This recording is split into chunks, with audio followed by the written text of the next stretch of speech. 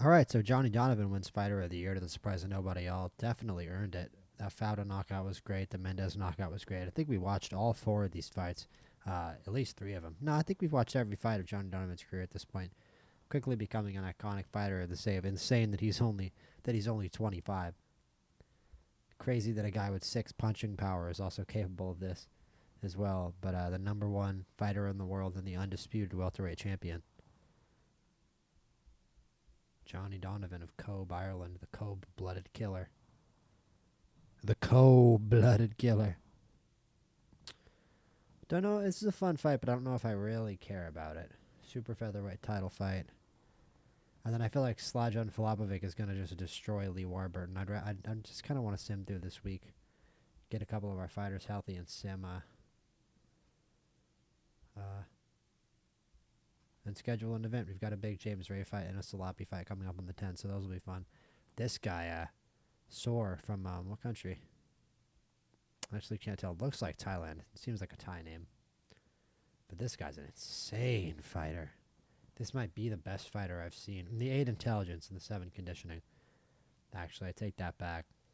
But still an insanely elite super bantamweight here.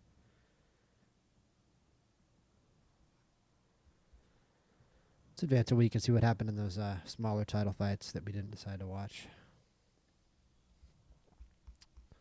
We've got a couple fighters opening up in a week anyway, coming off the injured list in a week. So let's just give it one more week. Give Max Rice a fresh 3-fight contract. Give Darius Mitchell a fresh contract. He deserves it. The New York kid. I'm a 5-fight fine. It's fine. Don't mind a 5-fight. And the James Ray fight is in a week. The James Ray fight is in a week. We're going to sim. Flipovich won, you saw there. And Gomez is not going to do another rematch. Well, he won that second fight, so he wouldn't. He's fighting Inde Shin of South Korea. Flores is apparently our top fighter now. Makes sense, he's a heavyweight. 10-0 record. Let's watch this James Ray fight. Pretty great challenger here in Tadej Grujic. This is a pretty crazy fight for the IBF WBO World Heavyweight Title and Champ Magazine. 2 undefeated heavyweights with over 30 wins. How often does that happen? Let's go. This should be a good one. We're definitely starting fast here, yeah. We're not going very fast.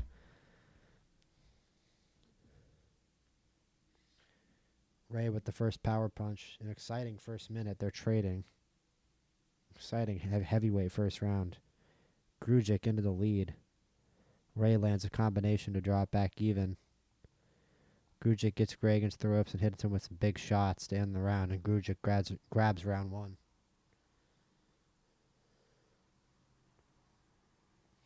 Really exciting, physically imposing round 1 there for the challenger. You like to see that. The Bosnian fans are loving that one.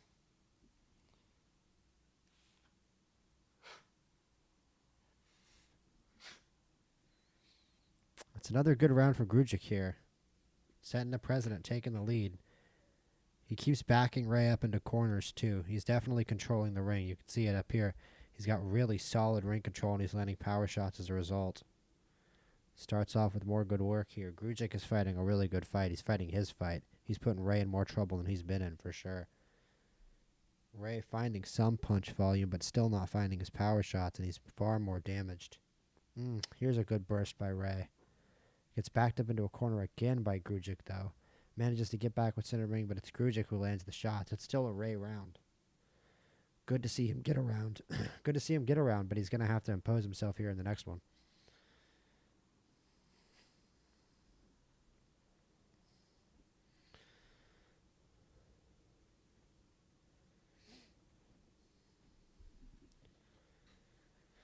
It's a very even round 4, but Ray bursts into the lead at the end. But then Grujic steals it right at the end. It's a very close round. Ray had the ring control. We'll see how they score that one. Both fighters are pretty tired here halfway through the fight. Ray doesn't have any cuts despite taking more damage. Big shots from Ray. Really good success from Ray here to start the round. Grujic's going to have to dig deep. He is the challenger after all. Ray made him look like it to start the round. But Grujic gets back into it. Ray finds the advantage again. Lands a combo. Lands another combo. He's not getting backed up as much. He's managing to get out to the middle of the ring and trade.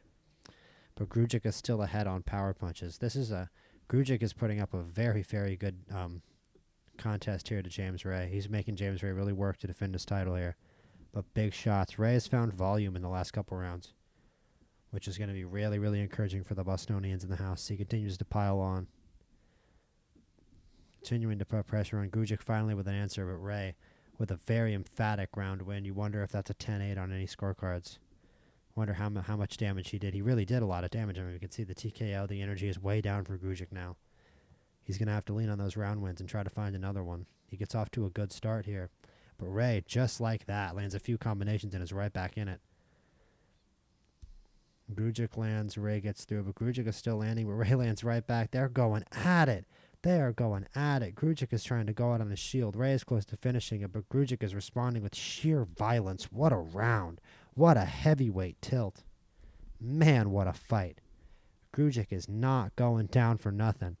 And Ray's still got something left in the tank to try to finish Grujic here. Let's see how good of a defender Grujic is. It doesn't say he's that good in his ratings. He might be in a little trouble, but he's got the accuracy on him.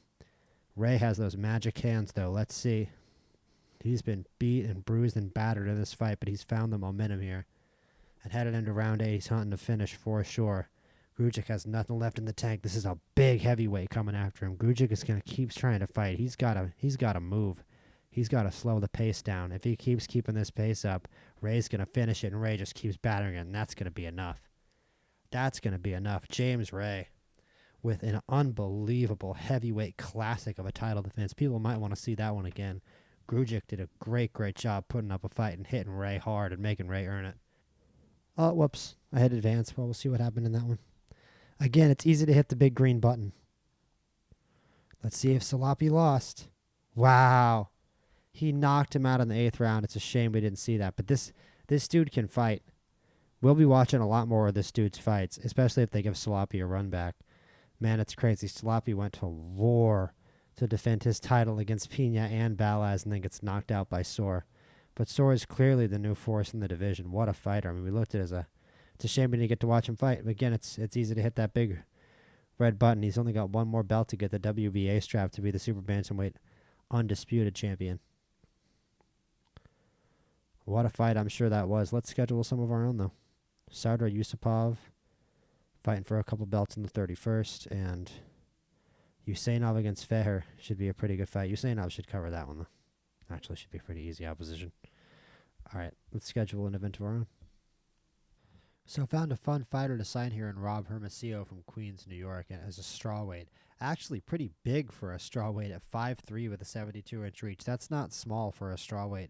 15 ring IQ, 18 punching power, 20 punching accuracy, which is what we are always looking for. 19 defense, 20 chin.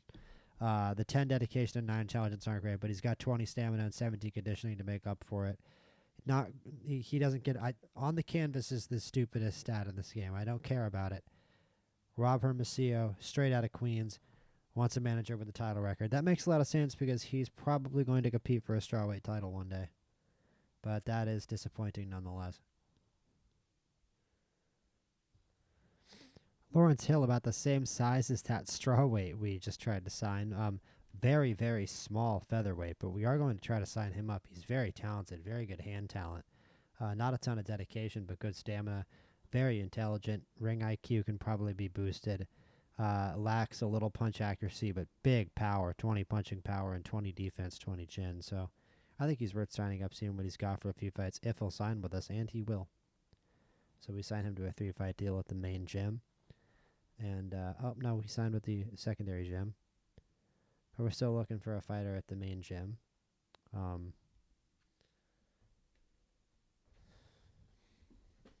Again, pretty disappointed we couldn't get Rob Hermosillo because I don't really see anybody else. But let's do a more specific look here. Let's see, 15 ring IQ. Let's do 15 punch power. 15 defense. And just see who that applies to. Connor Baker from Ontario, Oregon. Heavyweight. This guy seems pretty fantastic. I don't like that take punishment on a heavyweight. But other than that, he's a fantastic fighter. Skillful pressure fighters, he was very right. I don't know about a pressure fighter with 10 aggression. He just seems like a very balanced boxer with that 10 aggression. Again, he'd be almost championship material if it weren't for that 6 take punishment. I'd be very impressed if he signed with us. I think he's probably going to say no. Yeah. He's definitely got championship potential, so it doesn't super surprise me. Let's raise that age to 40. No, nothing. Okay. Lower that ring IQ to 13. Punch power. Let's do 14. Defense 14. No different. Okay. I'm going to keep the ring IQ at 15. Let's put the punch power at 10. And the defense at 12. How about that? Okay. Mike Baca. I feel like, didn't we already look at Mike Baca and say no? I'm pretty sure we did. And then Kenneth Guidry. Yeah, I was a little interested in Kenneth Guidry. I'm just not crazy. He lacks defense. He's not a good puncher. He's very intelligent and dirty, which is funny. But mid stamina, mid dedication, and mid chin. I'm just going to pass. I think there's better fighters in the future. I think there will be better fighters in the future. Let's just go by ring IQ. Let's see who's got a 20 ring IQ. That should be fun. Nobody. 18. Francisco Vences from Milwaukee. A little bit of an undersized bantamweight. He's not that good. And he's projectable. I like the 20 dedication, the 19 ring IQ. This guy's going to take some upgrading. I don't know. It's kind of tough. He's an interesting fighter. I'm going to pass. Just barely, but I'm going to pass. Let's do 16 ring IQ, 16 defense. And it's just Mike Baca and Conor Baker. The game's really trying to get me to go for Mike Baca. He's got decent size. Charismatic brawler. Decent puncher. He's dirty. He's smart. He's got good conditioning. I'm just not in love with the chin, man. There's just something about him I'm just not jiving with. Sorry. So we're going to schedule an event. Felt like I wasted a little bit of your guys' time there. Not really signing any fighters other than the one, but hey, listen. That's how it is sometimes. Oh, witness protection. I see him again. Let's put Andy Fitch in the main event. I think Andy Fitch needs a main event here. Versus Jesus Promo. Carlos Pham. Is he related to Tommy?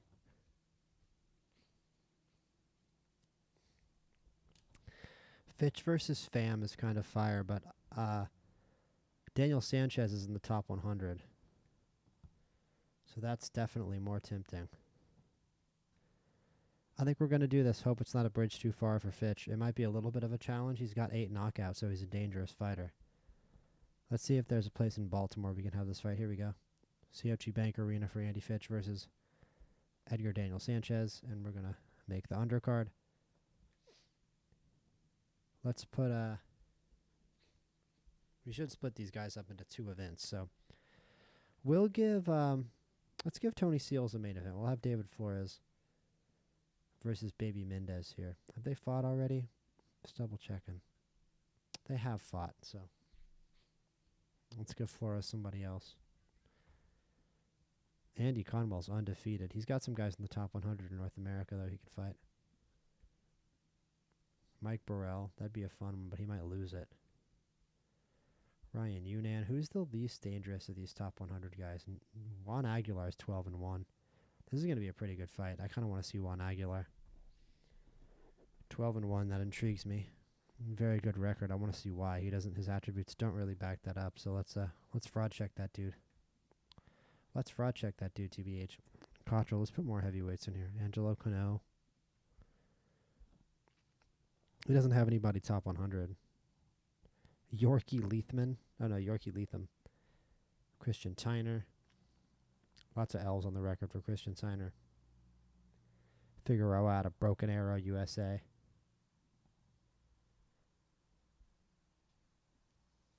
One is kind of fun. How about Stephen Kitsai? Ooh, good fighter out of Nairobi, Kenya. No, I'm good.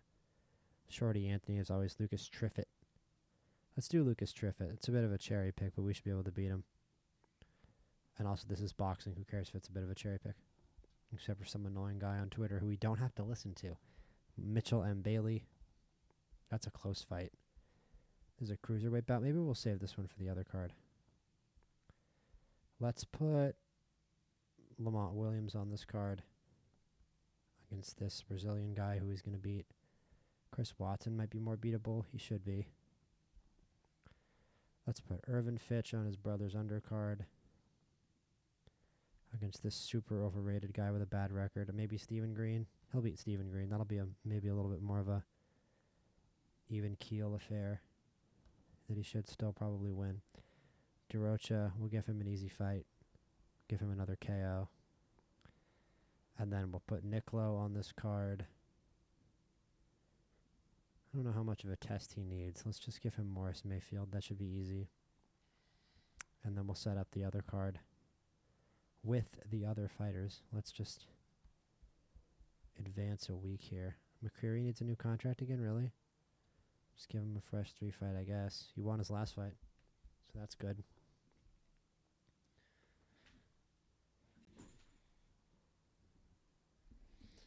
We got to see a big improvement from McCreary. I want to see some wins in a row from McCreary. Seals, 16th ranked in North America. Fitch, 20th ranked. Rios up to 15. Flores at 33. So we got a lot of guys climbing the rankings here. It's very good to see. Pretty much every fighter making progress, which means we are doing our job, and we're going to set up another showcase of boxing talent. Oh, you know, let's do a main event. That's right. We're going to do a main event with Seals. Jade Cambosos would be kind of fun. Raul Dominguez is very highly ranked.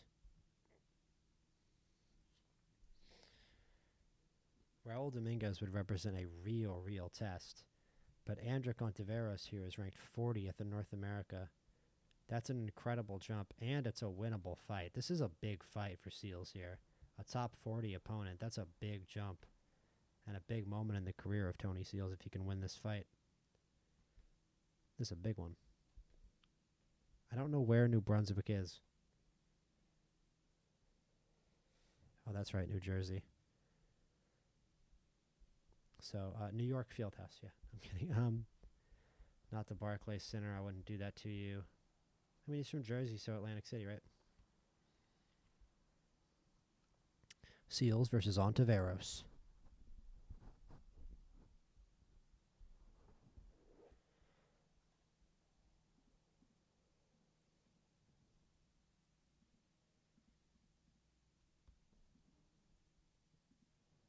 Carolina, Puerto Rico is where Ramon Rose is from.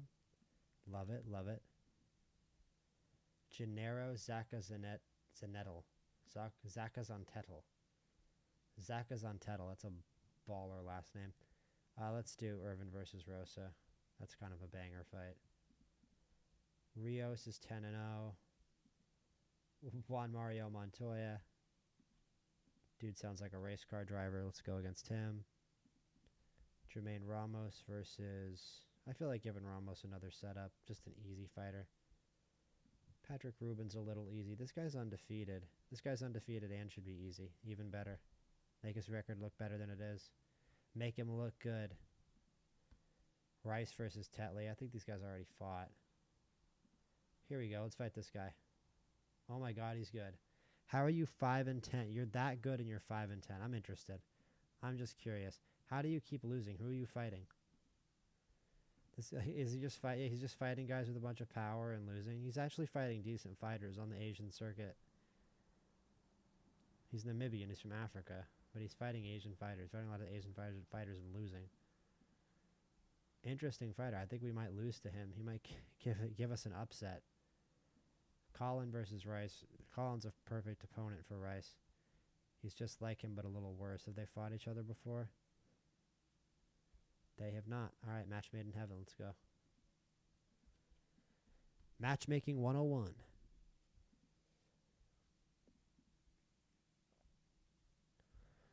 Yeah, let's give McCreary an easy one. Curly Falcus. Let's do it. Easy. Easy Shmoney versus Curly Falcus. Gonna be riding the private jet out of the Curly Falcus fight. It's gonna be easy. We're gonna get a big KO. Viral on World Star. Flatline that man. Leave everyone's jaws hanging open. It's going to be violent and brutal. Darius Mitchell versus Cedric Blair. That would just be entirely too much of a banger. I just want to set him up with somebody who's going to beat Fedor Risev. I mean, it's funny. There are some of these prospects are very much a threat. Hans Pierce would actually be a good fight. But you know what? I kind of want to keep Darius Mitchell undefeated. I kind of feel like making sure that he doesn't lose. Carlos Valverde will do that for us. Little shameless, but again, boxing manager. Fred Morales. Let's just give Fred Morales somebody to run that record up against. I really don't mind like giving Fernando Morales kind of a goofy record.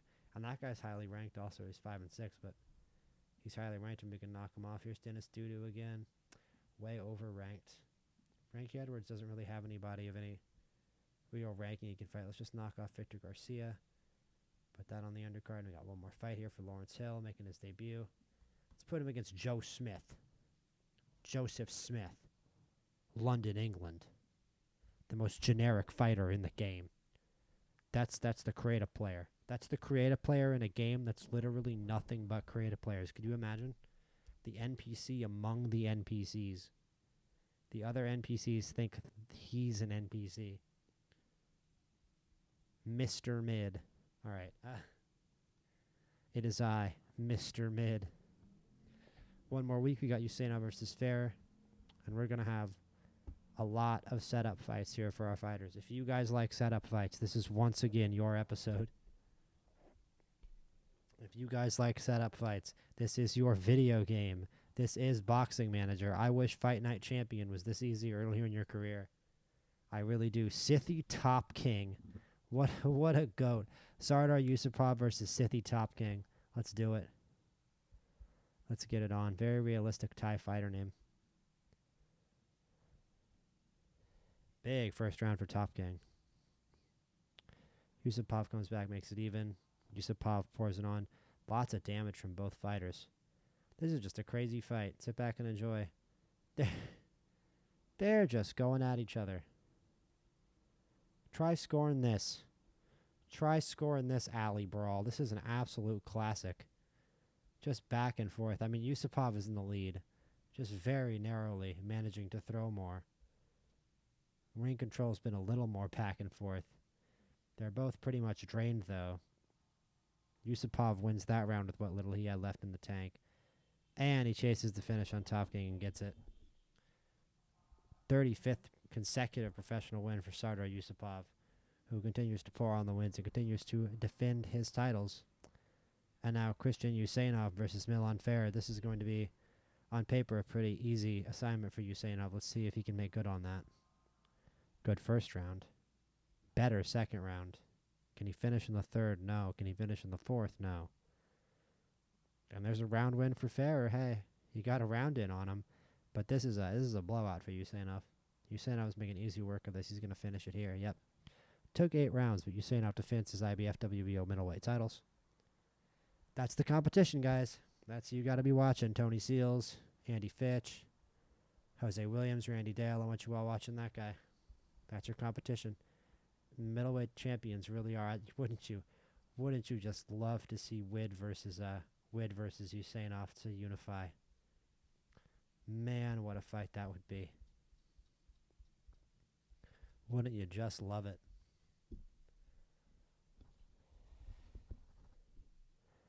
And after we do these events, we're going to take a look at the just the rankings in every weight class, because I think we're getting to a point now where we're starting to recognize a lot more of the champions. We've watched a lot of the champions' fights, and we can just go through and, you know, there aren't just too many. There's still a few too many in these lighter weight classes, it seems to me, but there's definitely fewer champions than there were at the start of the game, thank goodness. That is thankfully how that works. And I think we definitely have influence points to sign some new amateur fighters, so let's do that right now while I still remember, because there is still that amateur, that middleweight with the crazy reach that I wanted.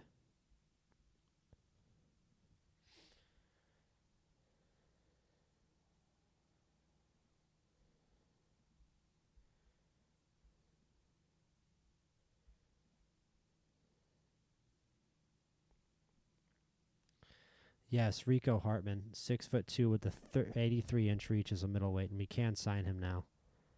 So finally, Rico Hartman is on our roster as a junior.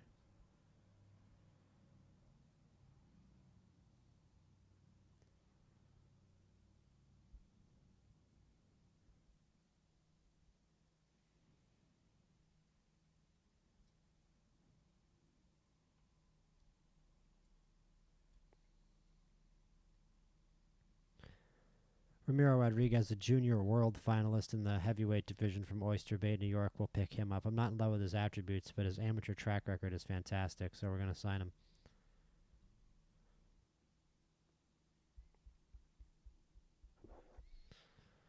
Now, there are some really interesting young heavyweights, but this is the only one I wanted to sign here, William Ware. Oh, we don't have manager points. Never mind. Moving on.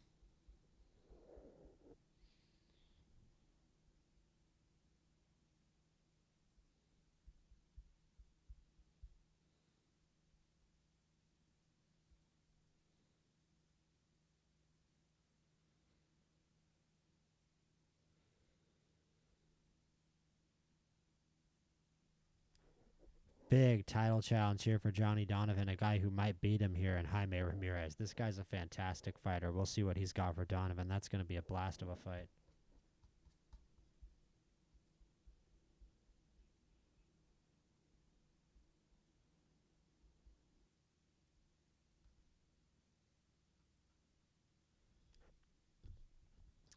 Awesome light heavyweight title fight as Ramiro Alim is going to beat Batal Tiranov, the undefeated Russian, with massive punching power and insane aggression, dedication, and ring IQ.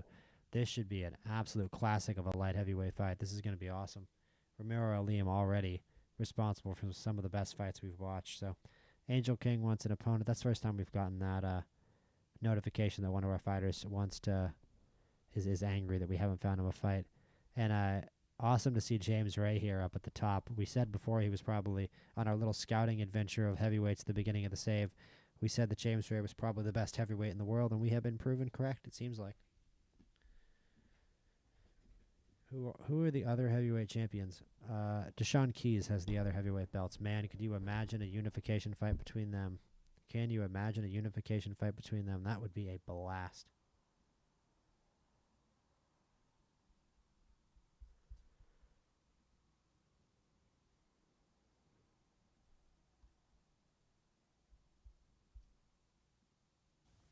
All right, we're back. Roger Mascara is defending a couple of his Superfly titles against Joshua in Kwane, undefeated South African fighter. Two undefeated at Superflyweights meeting for two belts. This crazy. This guy's undefeated. Also, 4'11" at Superfly is crazy. I mean, he must be good. He must be good in some way. He doesn't have a good chin. He's not an accurate puncher, and he doesn't have good defense. But you know what? Listen. There clearly must be some magic in them hands for Joshua. Dude, I just can't pronounce it. Nkwane versus Mascara. Nkwane. Okay. Nkwane, yes. All right, Mascara versus Nkwane. Let's go, round one. Super fly. Very tight round. Very close round there. Another close round.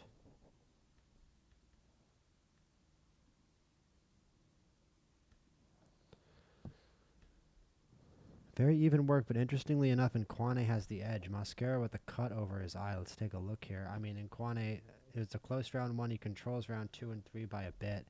And he's just very good. He's sort of 11-6, 17-10. Just edging these rounds, just slightly better in the fight. Once again, just slightly edges the round. He's just that little bit better than Mascara until Mascara gets a knockdown, and Nkwane barely struggling to his feet. And we're going to watch this on fast because this is turning into another classic of a fight. I mean, you have to give that round to Mascara, but Nkwane is so far ahead on the scorecards. Mascara has struggled so much to land those big power shots, but now he's got a bunch of momentum.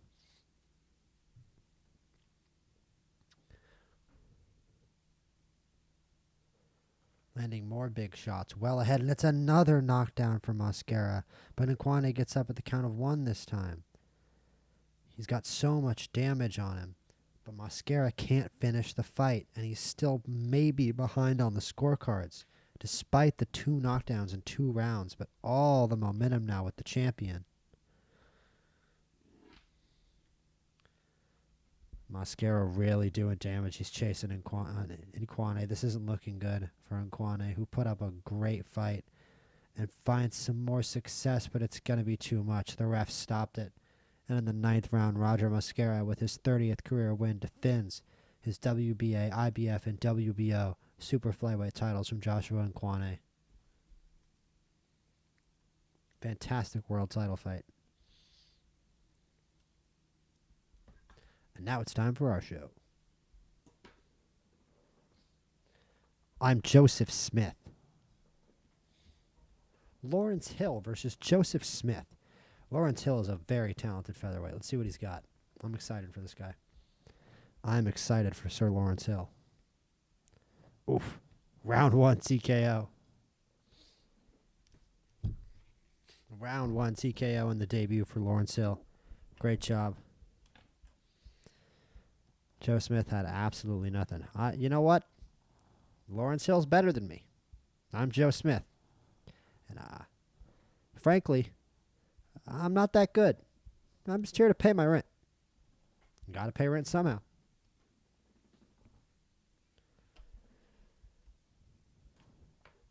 Frankie Edwards versus Victor Garcia. Victor Garcia is about to get cooked. This is an all-New York fight. Yankee fan versus Met fan. Yankee fan wins. 1-punch knockout. Easy. GG. Let's go, Yankees. I like this is sold out. I can't believe we sold this out. 10,000 people in the house to watch Tony Seals. That's crazy.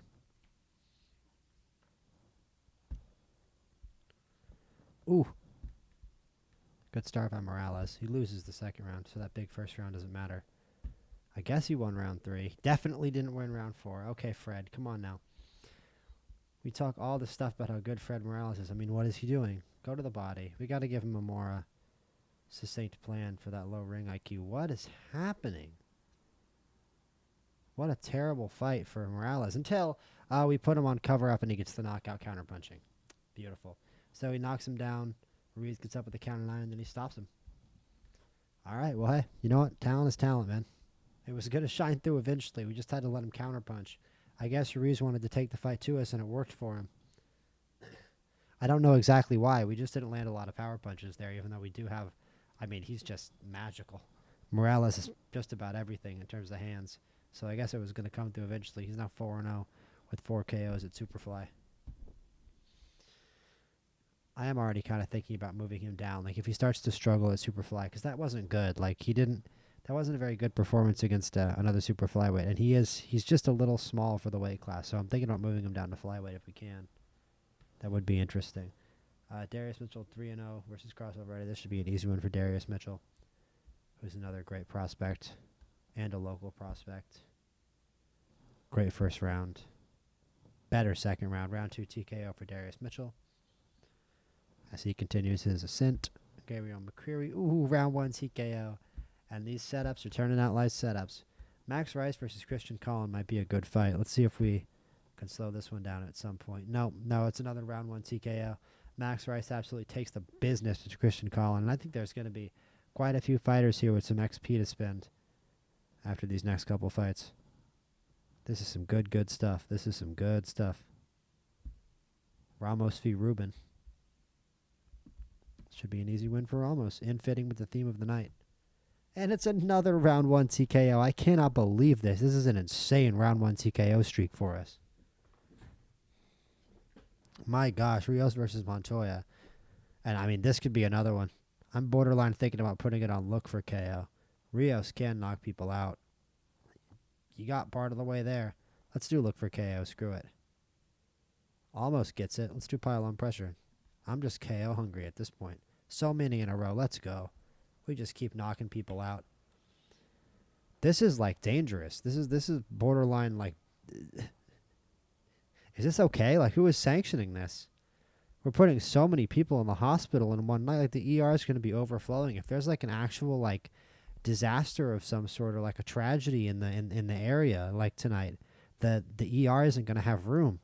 There's too many damaged boxers in the ER getting absolutely beat up by MC Promotions fighters. We're too good. We're too good out here. We're absolutely bodying everyone. Oh my God, what on earth was that round? Irvin and Ramon Rosa just engaged in a global conflict against one another. That was a blood feud. That was a bloodbath. Rosa, so first, we knocked him down. He gets up at the count of 2, then he knocks us down. At the start of the round, it was like 80-something to 80-something. He's got 9% energy left.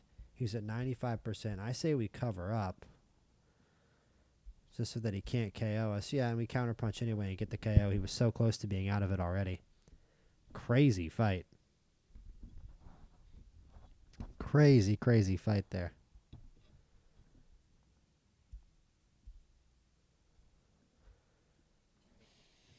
And it's time for the main event of the evening. Seals versus Ontiveros. This should be a actually good fight. We're going to watch this one on fast. Oh, yeah. I'm anticipating this one. This is good. Time for Tony Seals to put on an entertaining show. I want to see power punches. I want to see big shots. I want to see a KO. It's been a night full of KOs for our fighters. What better way to cap it off? You're in front of a packed house in Atlantic City. Ontiveros hasn't thrown a single punch yet. We're hunting another round 1 KO. Can we get it? Not at all.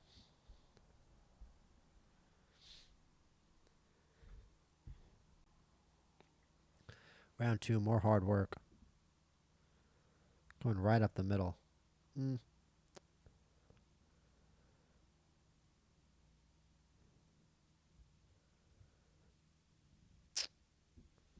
Bad round 2 for Seals. Bad round 2. I mean, come on. What are we doing? What the hell are we doing? This is a crazy round, though. We're losing it, though. And Seals is going to need to cover up probably in the next round for the benefit of his undefeated record heading into round 4.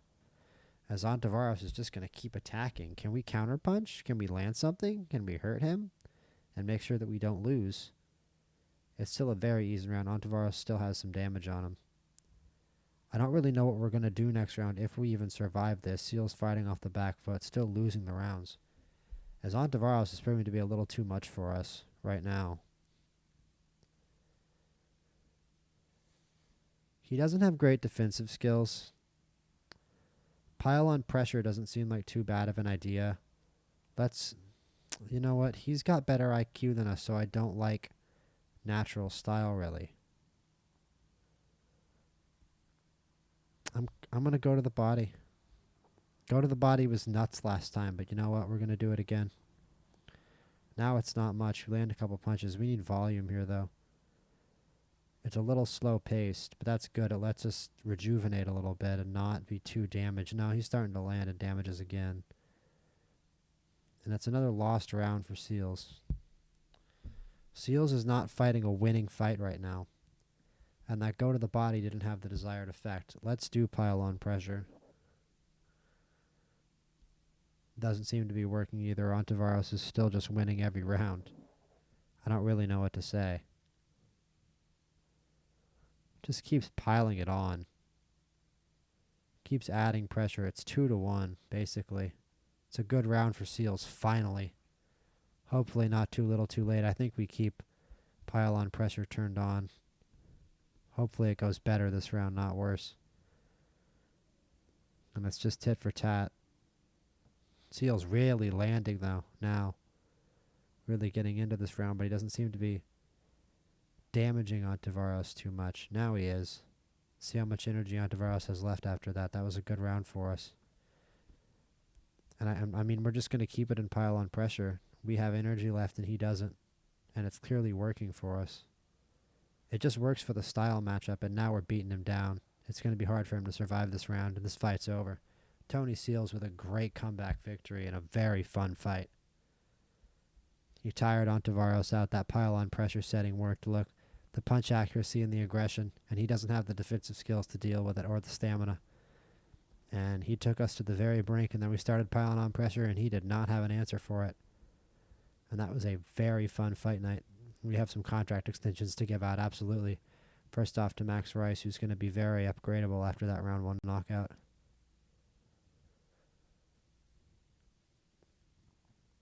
And get that ring IQ up. Always love upgrading Max Rice. I do wonder how good he can be. His attributes don't necessarily jump off the page right now, even still. And we just need Gabriel Mercurius takes punishment to get better slowly over time. He's going to lose some fights, though, but we're going to give him a new contract. Fred Morales made me a little nervous in his last fight, but he might still be the best fighter we've got. I want to give him a 5 fight. You know why? Because he's good. That's why. And he doesn't have anything to upgrade, but there's not much to upgrade, at least on the left column, because it's just straight 20s. Because he's a beast.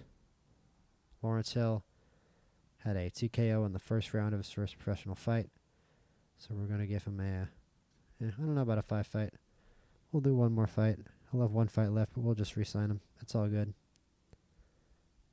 No title fights this week, I don't believe. And then we're going to have our event. 148, 24, and 7. How about that record, huh? We really are learning how to set our guys up for success. AKA, put them up against opponents that they're going to easily beat. It's just been a bunch of beatdowns lately, and we like it that way. You know why? Because we have good fighters on our roster. That's why. Because we're doing our dang job. Being a dang good boxing manager, as far as we can tell. This is no Don King shit out here. Not even any Bob Arum shit. No crookedness. Just winning. Just beating shitty fighters. Just beating up the shitty fighters we're supposed to beat. Let's see if we can sign any more amateurs.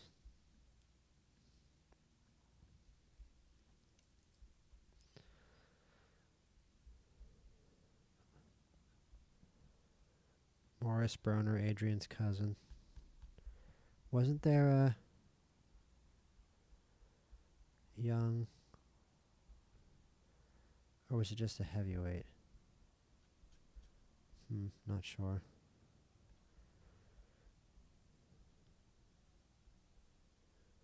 I think it was William Ware. No, we still can't sign him. Never mind. All right, next show for us. Look at this card here. Not quite the same tier of fighters. This is kind of the B card, but Fitch versus Sanchez is a good fight. And dude, Andy Fitch almost selling out his hometown arena is really, really cool. That is really, really awesome for Andy Fitch, especially so early into his career. He's clearly gotten an impact in his own hometown. I don't know why we're watching this fight on Fast instead of Fastest. Of course, we're losing the first round to some random journeyman from Boston with a 5-11 record. Of course we are. And we have to watch it in slow motion. Which, if this was a good fight, would be fast motion, but it's not. I mean, Gabriel Nicolau's a good fighter, right? He could be one day. Needs to take punishment better, but that's about it. I don't care about on the canvas. Mayfield's damaging him right now, though. I mean, Mayfield's just throwing more punches than we are. So I don't know what to say. Nicolau needs to start throwing. Go to the body. Okay, we've got him damaged. Okay. All right. Nice round and a knockdown. And he somehow isn't out of there. He gets up at 9 and then ends with a 100% TKO percentage, but you gotta hope a pile on pressure is good enough to do the job. Up to 93%, and we knock him down again. He gets up at the count of 1 this time, though. We're really kicking his ass. And that's going to do it. We win the fight. Unanimous decision. It's impressive that Mayfield even got to the bell. Nicolau lays a beat down on Morris Mayfield there, especially at the end of the fight. He got outstruck in the fight, but I'm happy with that performance by Nicolau. He showed some impressive power and some impressive determination and grit, which is exactly what we signed him for. Keenan DeRocha, speaking of power, determination, and grit. I mean, a fighter with 2 losses on his record who's managed to impress me this much. I'm a really big Keenan DeRocha fan already. Let's watch how he does against Jose Najera. Hopefully he can impress me. He wins round 1, which is exceptional. That's rare. Actually winning the first round. It's only an 8-rounder. We go to the body and take some unnecessary damage. I probably should have stayed natural style. Ooh, and we get a KO at random. Just kind of a flash knockout there for DeRocha, but he's got real power. I don't care about that 11. That can happen in this game sometimes. I don't know what it is. It could be the aggression. It's not the ring IQ combined with the aggression. I don't know what it is. It's the punch accuracy being 20 is definitely part of it. But just the ability of certain fighters to get those knockouts, even at lighter weight classes. Just some fighters sometimes, they just get a ton of knockouts and you don't know why. It doesn't necessarily reflect in their attributes. There must be hidden attributes in the game. This is kind of a good fight here, especially on records. 9-1 and 1-5, 10 and 1-5. Very close fighters, Irvin Fitch and Stephen Green. If this really starts to get close, we're definitely going to jump in and go fast. This is a close fight. Let's go to the body. We're pretty solidly in the lead. Let's do natural style for one more round. This is a close fight. Let me cover up. I'm just curious. Let me cover up. I'm going to invite a little pressure. That was a good idea. We're going to go back to the body. Hopefully we don't get hit too hard. We get hit a little bit, not too much. Natural style. I'm in full tactician mode here. That's why I do these fights at this speed sometimes. You got to stay tactical and keep a broad, sort of zoomed out view sometimes of a fight to win it. And that's what I'm doing here. We're going to pile on pressure. We need this round, so I'm going to put it on fast just because of the suspense, but I'm keeping it in pile on pressure because he doesn't have any energy left. And Fitch needs to win this round. Fitch needs to get off his ass and win this round. And he's doing that so far. Yeah, he's pummeling Green. He's really beating him up. Green's trying to get back in the round with some punches. Oh my god, did we really let him do that? Well, you know what? It looks like we won the fight. Yeah, we did. We won the fight by a pretty wide margin on the cards, and that's deserved. Irvin Fitch with a really, really fun win there over Stephen Green. I do wish I would have watched that fight on a slower speed, but it was very entertaining even on the speed I watched it on. It was very fun to manage that fight, too. Keep sort of that broad perspective, as I said. And we still got some good fights to come on this card for this sold-out arena. And this is a very, very fun night of boxing right here. Williams versus Watson. I'm still having a blast with this game for sure. I should have put him on fastest.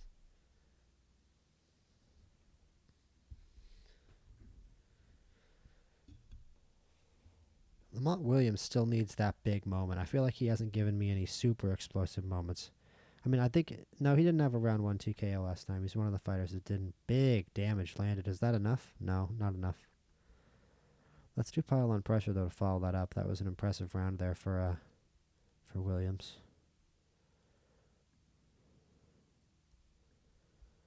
Just continuing to pile it on. And he gets a knockdown. And another knockdown, and Lamont Williams gets the win over Chris Watson. Chris Watson managed to keep it close for a couple rounds, but Williams ultimately far superior on the day. Cottrell versus Triffitt. Very even first round. Very even second round. Big third round for Triffitt. You don't like to see that. Can Cottrell keep him off him in this next round? And this is a big heavyweight tilt right now. We're going to pile on pressure. Because I just think we're the better fighter. Natural style. Uh-oh. Big round. Come on. We're going to try to go to the body. Oh, what a decision. What a tactical call by me there. As Cottrell goes to the body and gets the KO over Triffitt. That was scary. Triffitt made that a real fun fight. That huge round 6 from him. He just had a couple really, really huge rounds that he really dedicated his energy to and really scared me there. And it's the co-main, Flores versus Aguilar. This might be one we watch on fast. This is going to be a really good tilt, right? Oh, yeah. This is going to be a fight. Good old Texas versus Mexico scrap. Let's do this thing.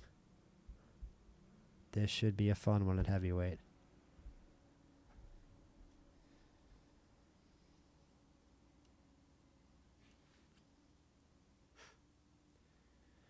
Really fun first round so far. Aguilar jumping out to a lead. Flores against the ropes.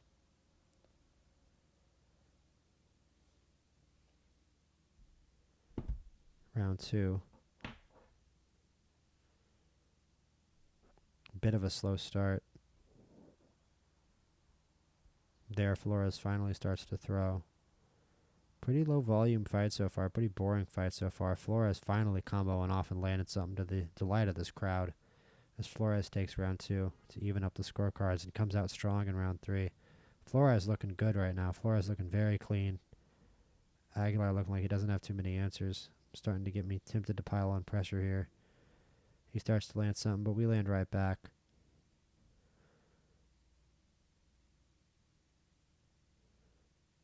Aguilar comes back to win that round, but it was a lot of good work from Flores. I don't like that we're behind in this fight. I am going to pile on pressure. I think we can do that. I think we fought better than him in this fight, even though we're somehow behind. And that was a little bit of a mistake. Aguilar is able to land. We finally land back with punches. It seems like our power punches are hitting a little harder than Aguilar's for what it's worth, but we just keep losing rounds. We just keep losing rounds. It's frustrating. Let's do natural style.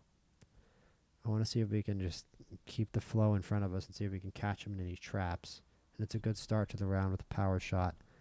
Aguilar not throwing much. He doesn't have a lot of energy left. He's probably trying to conserve. And now he's coming back. We got to start pushing him a little bit. He's got a cut over his eye, and he comes in and steals this round too. It's really frustrating. He's stealing this fight from us. He's absolutely stealing this fight from us on the cards. We're going to go to the body. I feel like we almost have to. Smother inside may be a little smarter at heavyweight. But I want to make sure that his energy is gone. We're throwing a lot. Lots of volume. And finally at that moment in the round where it's even at the end, we don't choke. And maybe we do at the end there. He still outlands us and has ring control, so he might have won that round too. We've really got to pile on pressure and try to get the KO here because we're behind on the cards. He's got very impressive ring control, though, in every round. Flores really needs to bite down on his mouthpiece, and he's not doing it. Aguilar at this point is in control of the fight, despite having no energy left. I don't really understand how that works. Flores really needs to get into control and start landing, but Aguilar just has tremendous punch volume. I'm going to go for broke. I don't even care. I'm going to go for broke. We need to make sure he uses that last 7% of his energy. Now we have ring control just from bum rushing him. But yeah, he gets right back in and then starts landing again. Here we go. We're throwing. Turning into a big scrap. But I mean, he's just been punching us the whole night. He's just been landing the whole night. It's like there's nothing we can do about it. It's like there's nothing we can do about it. He's just been landing on us the whole night. I have one more option in my back pocket for round 10. Oh, look at that. I might not need to use it. We get a knockdown. He gets up. I thought he might. Let's see how that affects the scoring. It's going to be real interesting to see how that affects the scoring. And he still comes back and lands a bunch of punches. Are we going to get the KO? He's close. All right. Wow. What a fight. We were right. This fight's crazy, but I mean, he's won so many rounds. There's no way you could give us this decision. Albeit, look at the power punches. If you look at the power punch row, you could definitely justify giving it to Flores. But if you look at the scoring punches, it's Aguilar's fight. And the ring control, don't even get me started. He's even got stoppage percentage on me. We have energy, though. It's interesting. I think I would definitely score this fight for Aguilar right now, though. But like I said, that's my option here in round 10. Plant our feet. Look, we're the better fighter. We've got more power. Stand in front of him and trade. Do this thing like men. Gaudy wards. Stand in front of each other and punch each other in the face. Come on, what are we doing, Flores? Let's go. Toe to toe. Blow for blow. Mano y mano. All right, well, he wasn't too enthused about that idea. Aguilar takes another round. I think Aguilar won that fight. It's a draw. Aguilar win and Aguilar win. I agree with that. He might have lost it in the last round, but David Flores loses his undefeated record despite getting a knockdown and landing a bunch of power punches to Juan Aguilar. But Juan Aguilar he just knew how to win rounds all night long. He won pretty much every round in that fight. Other than that one where we were incredibly impressive and got a knockdown, he won basically every round except for the second. So yeah, Juan Aguilar won that fight, and I would be the last person to say that. But it's a shame that Flores loses his undefeated record, and we don't have an undefeated heavyweight on the roster anymore. Not that I really thought David Flores would keep his undefeated mark for that long, but it's disappointing. And it's also disappointing that a fighter with 20 defense would be so easily able to be hit by such a honestly kind of mediocre fighter. I mean, he's 12-1, but he really isn't all that, and he's not that great of a puncher, and he's not that great of a defender either, so it's kind of a shame that we were so easily able to hit him. Maybe we should have gone cover up in hindsight. I don't think we ever went to cover up, but we're such a superior boxer that it's just kind of a weird moment to cover up in a fight like that, and we never really had to. Maybe if we would have found a knockout punch, because that really can happen, especially with Flores. I feel like a lot of his knockouts have come on cover up. But Flores was never a fighter I really thought was going to go undefeated in the heavyweight division. He's still a southpaw. He's still dangerous, but I never saw him as a potential champion like I do some fighters on the roster, specifically Fred Morales. And, well, there's a few other guys. I'm not going to go over who exactly I think is a potential champion. Hopefully Darius Mitchell one day. But now Fred Morales is definitely the biggest threat, I think, to win a belt in our camp right now. Maybe one day Andy Fitch. Andy Fitch is so fun. I could definitely see it happening. Tony Seals has enough 20s. I could also see that happening. He's 14-0 and has never really been tested or threatened that bad.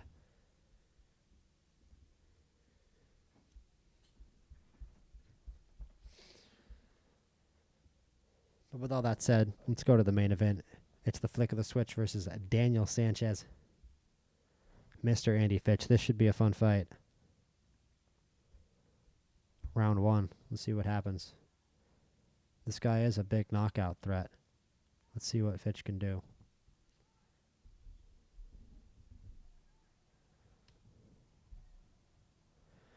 Big first round, even first round. Daniel putting in work.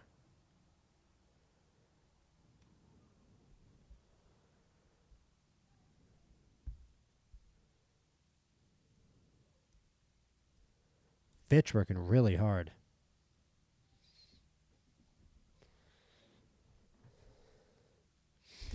Fitch really working hard here, but Daniel just with a lot of volume, and Daniel with an impressive round there. Fitch needs to land some power punches. We seem to be in this situation a lot with Fitch where he doesn't throw enough power punches. But now he does. Sanchez with a bloody nose. He heard me say that. Fitch is now teeing off on Daniel. This is a very impressive round. Is he going to get the finish? Is he going to get the finish? Yes, he is. Wow, what a job from Fitch. Landed big blows on Daniel. He heard me say that he lacks power punches, and he threw 6 in round 3 and got the KO.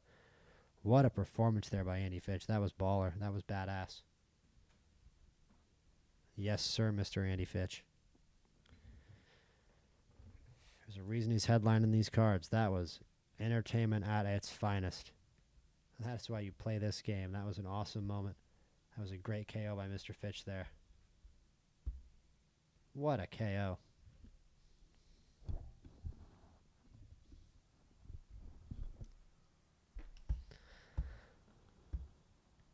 Man, can you imagine if he wins a championship?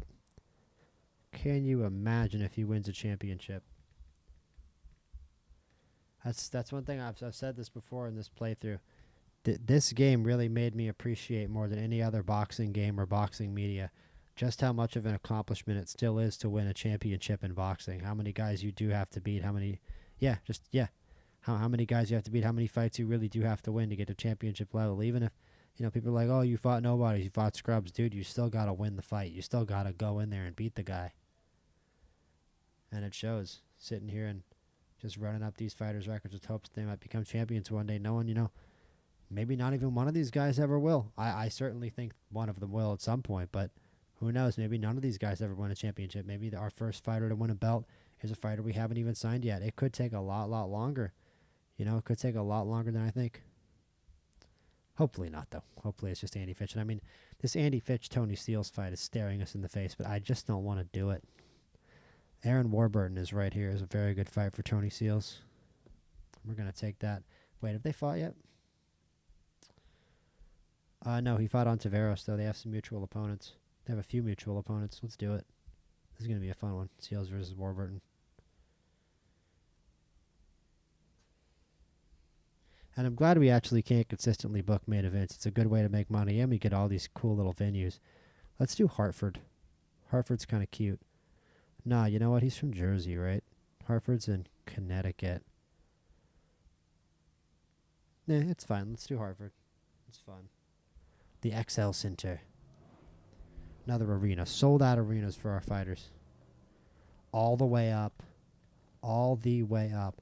Let's give Gabriel McCreary some love for his talent and put him second on the card. Is that guy's name October December? No, Oscar December. That's still a cool name. There's no real fighter with a good record here. Here's Tommy Flores. That looks like a fun fight. Have these guys fought each other? Yeah, they fought. Never mind. McCreary knocked him out. Don't need to run that one back. He's also a risky guy. Cortez Ochoa, 6-0. This is a pretty good fight. I don't know why we keep giving McCreary such tough fights, but I mean, it's just a fun one, no? Why do we want to set him up against the easy guy? How about this guy? No, I'd rather do this one. I'd rather do Ochoa.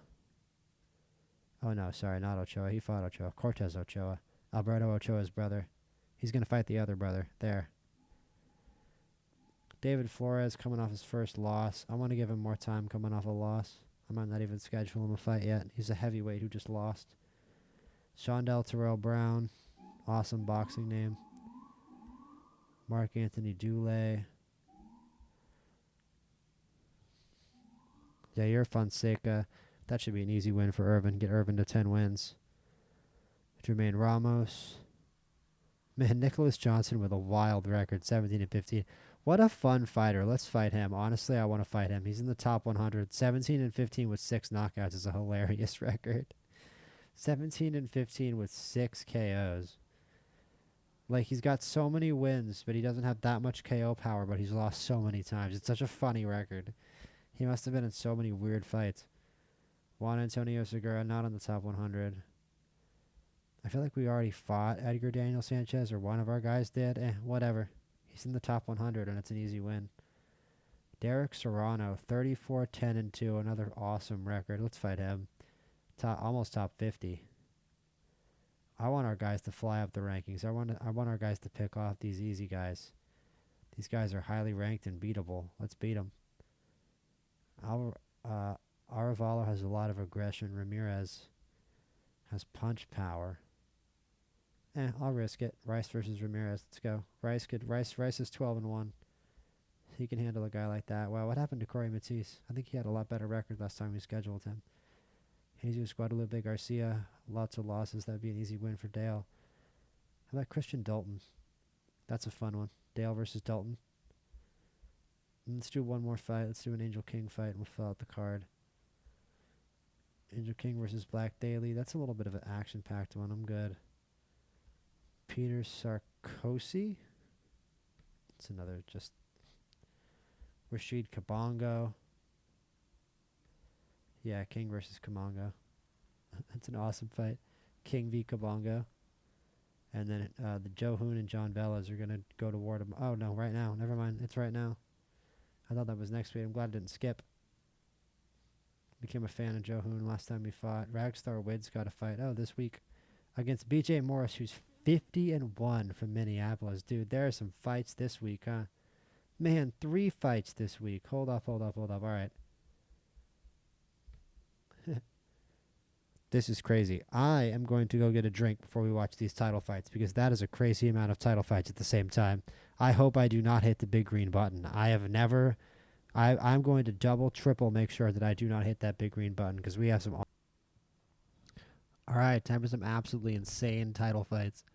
Joe Hoon versus John Velez. John Velez is an absolute titan of a fighter. This guy is ridiculous.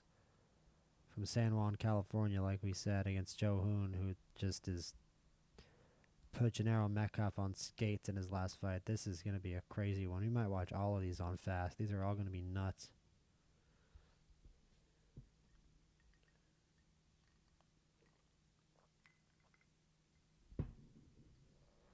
Sit back, grab a drink, and enjoy. These are going to be wild.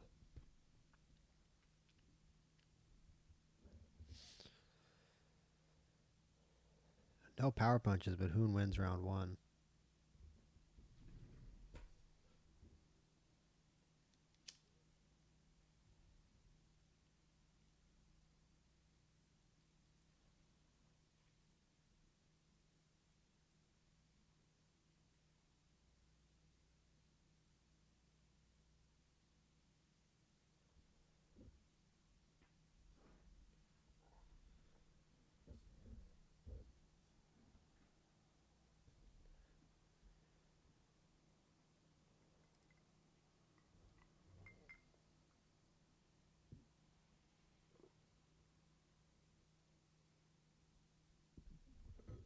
Big comeback round for Velez there.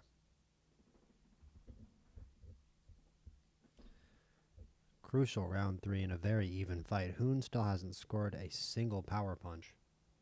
But he's throwing punches to the body, and he's damaging Velez. They're both over 50%. First power punch for Hoon. Joe Hoon wins the round, and Hoon is ahead in the fight, 2-1. This is a very entertaining fight. You've got to figure Velez, as talented as he is, has something left in the bag, though.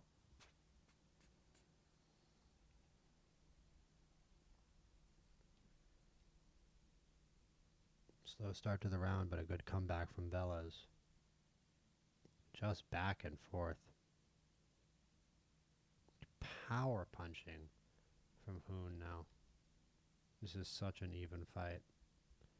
They're both pretty much in the same place. Velez, very interestingly, has a left hand injury. He's going to have to keep pressing and keep pushing. And he's doing just that. He looks very good here in round 6. Round 5, rather. Hoon offering nothing in return. Now, not only have the power punches gone, so is the jabbing. Well over 2 minutes into the fight, into the round, and he hasn't thrown a punch. There he goes. Those little 3-punch combination, but it's easily a Velez round. And Velez now, he easily has the lead in the fight. Their basic status is still very similar. Hoon with a cut under his right eye. Starts to land punches. Wobbles in with a big power shot. Now Velez isn't throwing. Hoon coming back with a big round of his own, controlling the round. Controlling the ring. Velez really with nothing to offer back.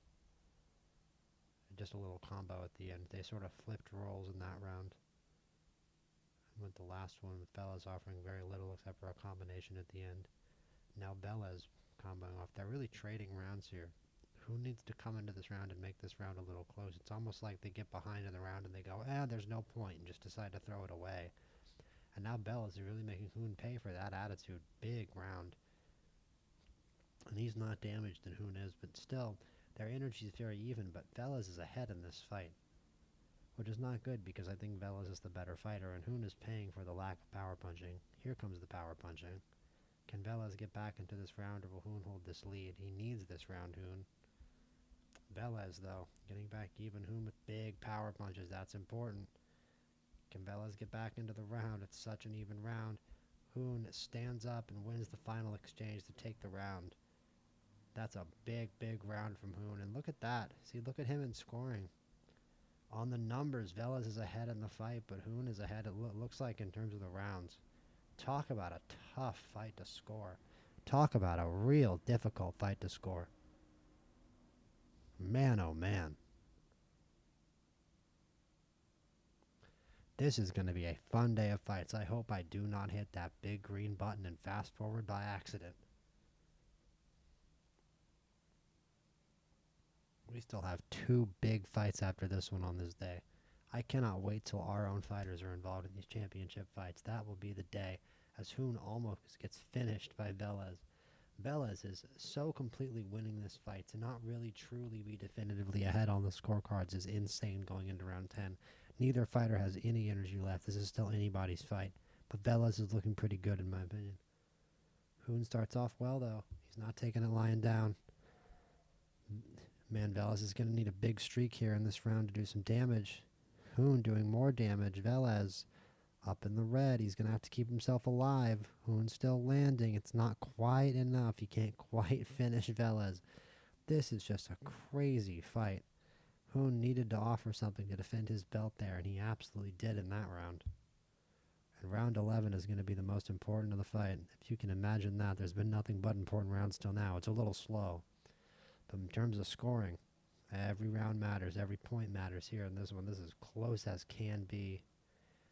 And Hoon is taking hold of this round. Velez is going to need to really push here. He's going to need to keep landing. It's just a tad even round there as Velez comes on strong at the end. Man, you try scoring this fight. I do not envy the judges one little bit. I think the WBC IBF World Super Welterweight title were the holy grail wrapped in the Magna Carta or something, wrapped in the Dead Sea Scrolls the way they're fighting over it. This is insane. They are not giving this thing up easy. It's a slow round 12. I don't blame them right as I'm saying that. But Hoon, I mean, he's going to manage to get away with this round here. Unless Velez really attacks, he's not gonna. Hoon's going to win that last round. It's 115-111 Hoon, 114-112 Hoon, and Joe Hoon somehow manages to defend his WBC IBF Super Welterweight titles from an unbelievable challenge. A challenge honestly worthy of victory from John Velez. It's kind of insane that John Velez was a victim of a unanimous decision there. I thought he was the better fighter from the jump, and man, did he put up a fight. He really dominated some rounds. He had Hoon pushed right up against the ropes, but Hoon pushed him right up against the brink too, and they both had each other almost finished. That was an absolutely classic fight, and we still have 2 big championship fights to go on this day. I'm skipping this strawweight unification fight. I think it'll be interesting to see if Santa... Man, this is a good fight too, actually. Look at what a great fighter Santos is, and he's taking on Emil Ronson. We're gonna have 4 title fights today. That's unbelievable. Okay, tell me these aren't today. Okay, thank goodness. Let's go to this one. We're going to do this one on fast, though, this strawweight title fight. Emil Ronson is an amazing fighter, though. Dead heat first round. Is this going to be another classic? Ronson with a big round 2. Ronson looked like he was going to have a big round 3, but Santos with a big comeback there at the end of round 3. Won the round. He wins. Nope, he doesn't win round 4. It looked like he was going to round 4, but then Ronson with a crazy comeback. These strawweights going back and forth like ping pong balls, and then Ronson with a big round 5 and finishes it and takes this strawweight title back to France 38-0. What a fighter Emil Ronson has turned out to be. Lacking in some places, but I'm telling you, having mid-aggression is not a bad thing. Having aggression anywhere between 9 and 15, that is not a bad thing at all. And then Ragstar Witt against BJ Morris. This is BJ Morris with a 50-1 record. Man. He didn't get to 50-0. That's a shame. He was literally, he would have been 46 or 47-0 or something. He lost to Jose Daniel Lopez for the WBC WBA. Lost the titles, had to build his way back up.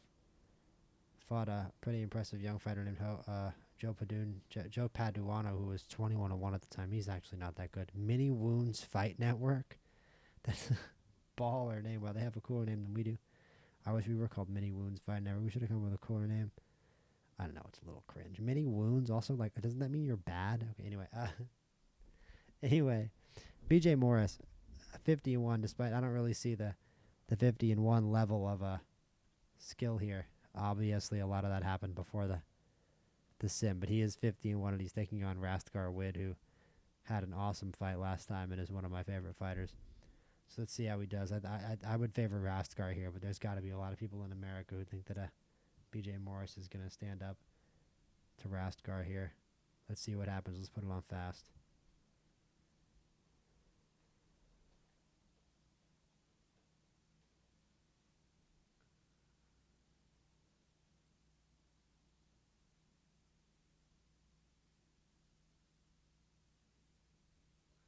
Great round 1 by Rastgar. Really fantastic first round. Putting Morris in a very uncomfortable position, one he's probably not been in before. Morris is going to have to really stand up for himself here against a superior fighter who can really punch him in ways that he can't punch back. Let's be real, but Morris showing some bravery here. Landed some big shots getting inside, but not enough to take the lead in the fight. Not even enough to these big shots from Wid. Rasgard throws so hard. It's just hard to keep the damage from accumulating, isn't it? Rasgard's just going to keep throwing. Even if Morris takes the advantage, which he's doing right now, he's still going to accumulate and get up in these 80 percentages. We're only in round 3. Wid's still throwing. Wid's still landing. Morris still managing to battle off the back foot and take the round. What a brave effort from Morris here, but half of his energy's already gone in 3 rounds.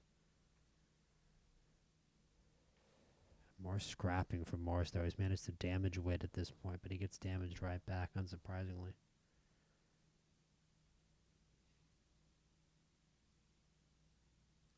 Crazy effort from Wid here. Wid is such a tryhard, man. He's such a Viking. Just out there trying to kill this guy. Just putting it on Morris.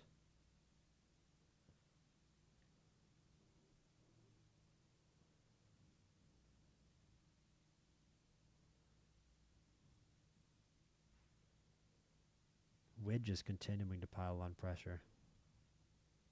Really phenomenal effort from Wid here through round 6. He's got Morris completely backed up. Morris has nowhere to go. He's not even throwing anymore. There we go. There's some effort. Morris is going to have to dig, I think, a little deeper than he's capable of digging. I mean, hey, there it is. He takes the round back. He's really damaging Wid. Look at that, right as I say. Wid manages to get in some shots, but that was very impressive from Morris there. But the energy percentages don't bode well. Morris is really going to have to use that 1%.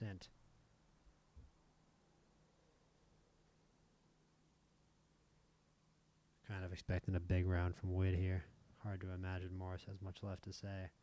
He doesn't have anything left in the tank. We've seen some impressive performances from fighters off 0%, especially fighters with good stamina, but I don't think BJ Morris has much of a chance here. Wig is just teeing off. Wid is just teeing off here. This is going to do it. This fight's going to end in round 8. Rastkar, Wid, and Still. The WBC WBA World Middleweight title holder handing BJ Morris his 2nd professional loss. Pretty dominant performance, all these considered. Morris kind of just did all he could do there. And it's going to be Keys versus Opa or Ramanswana, who is from South Africa. And let's see if Deshaun Keys can defend his heavyweight titles. He's a very talented heavyweight fighter. Has he lost in the sim?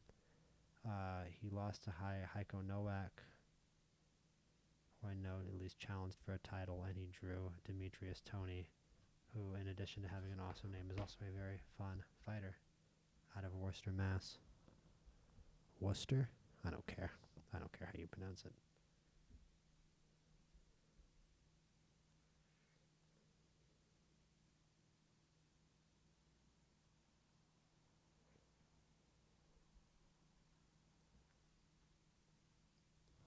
Heavyweight title, first round. Let's go.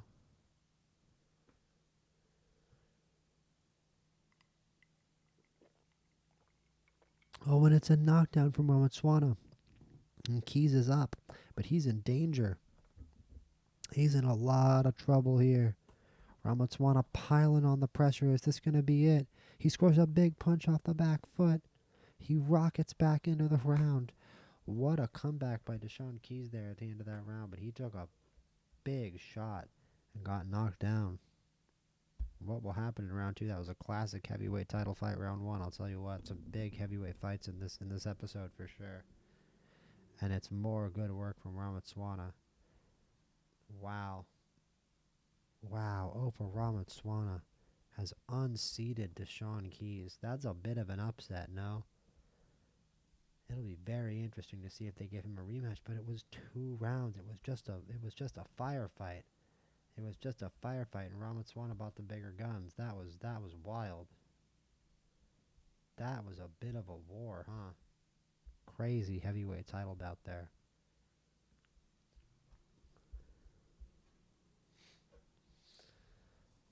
Let's schedule one more event for you guys in this episode. We've been cruising through our fights so far. Just a lot of easy wins. Andy Fitch versus Juan Ramirez does sound fun. Another gun crusher bout. Fitch has definitely fought gun crusher. Yeah, definitely. I did the big announcements for that one. Gonzalez is a little hard for a fighter with that kind of a record. Ender Diaz is undefeated and good. Eduardo Gonzalez is well inside the top 100, but he's a big challenge.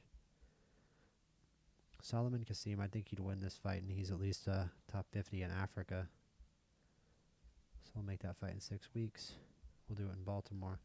Nah, not at the Bomb Factory, unfortunately.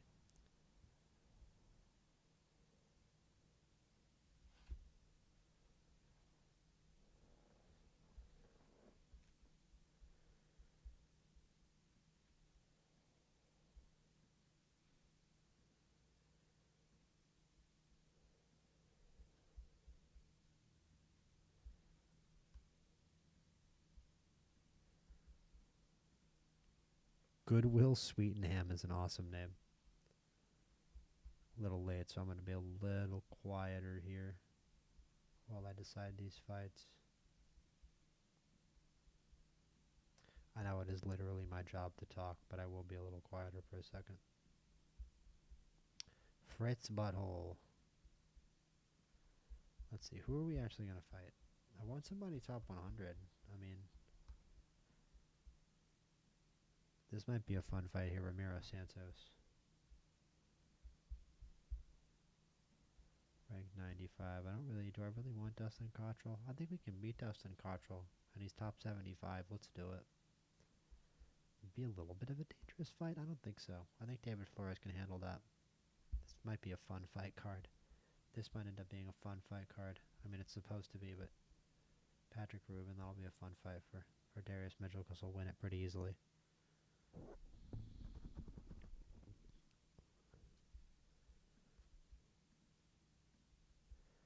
Keenan DeRocha. It would be great if Keenan DeRocha could knock off an undefeated fighter now. Have they fought? Let me see. Have they fought?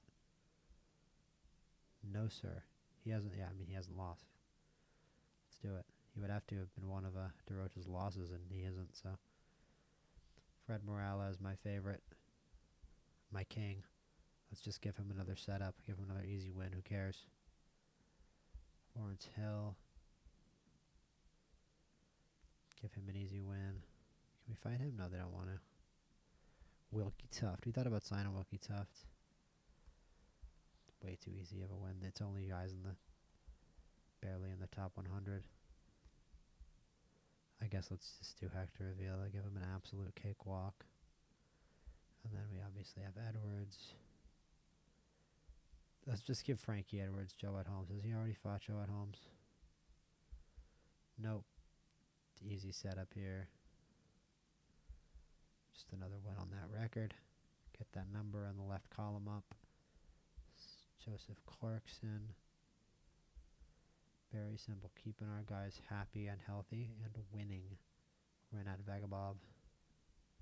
Like a vagabond. Alright, cool.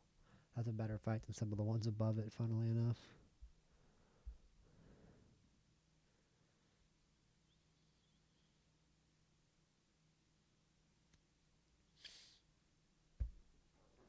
Absolutely crazy that Deshaun Keys lost those fights.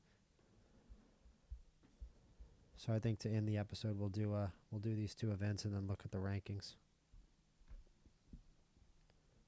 Like a vagabond. Yeah. Like a vagabond. Cruz and Mascara. Mascara's defending, correct? Wait, let me see. Yeah. Cruz is 19 and 6. I don't know about him being the title challenger. He's on a 3-fight win streak. Don't know how impressive the wins even are. Don't know that he deserves a title shot. It is boxing after all. Ricardo Cottrell. He hasn't really been that hot lately. He's won 1-1 in his last 3. I'm going to give it one more fight before I give him an extension. Unfortunately for him. When is the next big title fight? Nope. Oh, this is pretty big. Gilberto Gomez versus Inde Shin. Yeah. Right, I was waiting on this one. Hard to believe that came up already. And then, oh, Johnny Donovan's fighting this week, too. There's so many freaking title fights, man. What a universe. It's so cool. It's a whole universe. It really is. It's a whole universe, man. That's why we play this game. That's why these episodes are so long. It is a whole universe. Love games like this. This really basically is an RPG. Let's just be real. Let me just get to the real take. Let me get to the brass tacks. This is an RPG. You really can't say this isn't an RPG. In so many different ways, this is a role-playing game. Your role-playing is like a bunch of different fighters. I mean, you're role-playing as a boxing manager, but I mean, it's really like just a universe explorer. That's sort of what a football manager and OOTP are, too. You can just sit here and explore forever. That's one thing I definitely want to do on the channel is make my own league in OOTP. That's a good title defense there by Gomez. That was a pretty clean fight. Good first half by Inde Shin. Looked like the challenger was going to take it, but Gomez just started standing on business in the second half of the fight. Round 6 to 9, he just absolutely dominated, especially round 9. Impressive performance by Gomez. He deserves to defend the title there. Donovan versus Ramirez. You always got to be nervous for Donovan. This is the best fighter he's fought so far. The reason I say you got to be nervous for Donovan, he's got an undefeated fighter. He's the #1 pound-for-pound fighter in the world, and he's got 10 defense and 8 intelligence to go with 6 punching power and 5 aggressiveness. I have no idea how this man is doing this. This is part of the magic of this game. And at some point, you kind of got to figure the ball is going to touch the ground. And it might be tonight. It might be tonight. Round 1. Is the bell tolling for old Johnny Donovan? The cold-blooded killer, Johnny Donovan.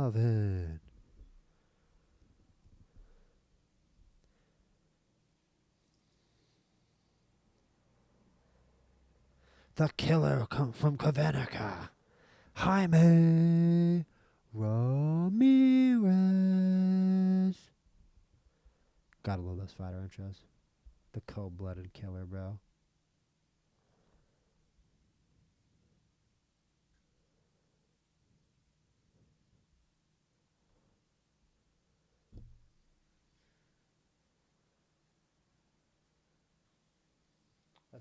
Let's do Jaime the Hammer Ramirez from Cuernavaca, Mexico. Jaime the Hammer Ramirez. All right, let's go.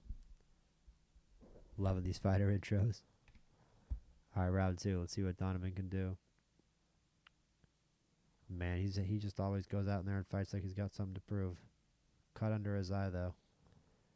Now it's starting to be a big round for Ramirez. Just pouring it on, piling it on. Just always with the go, go, go, go, go.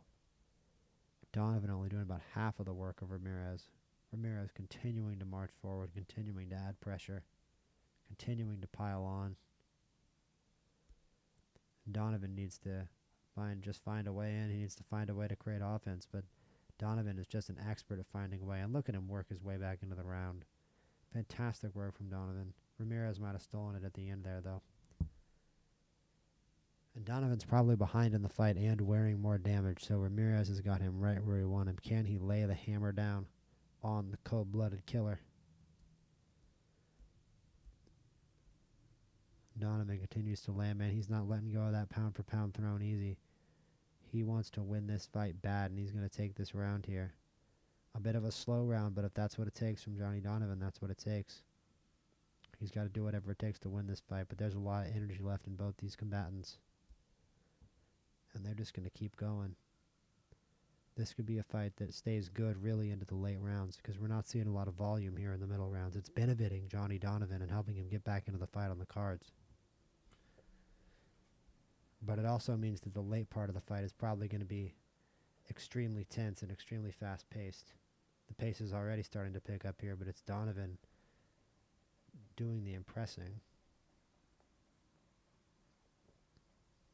As Ramirez attempting to come back, Donovan continuing to pour on pressure.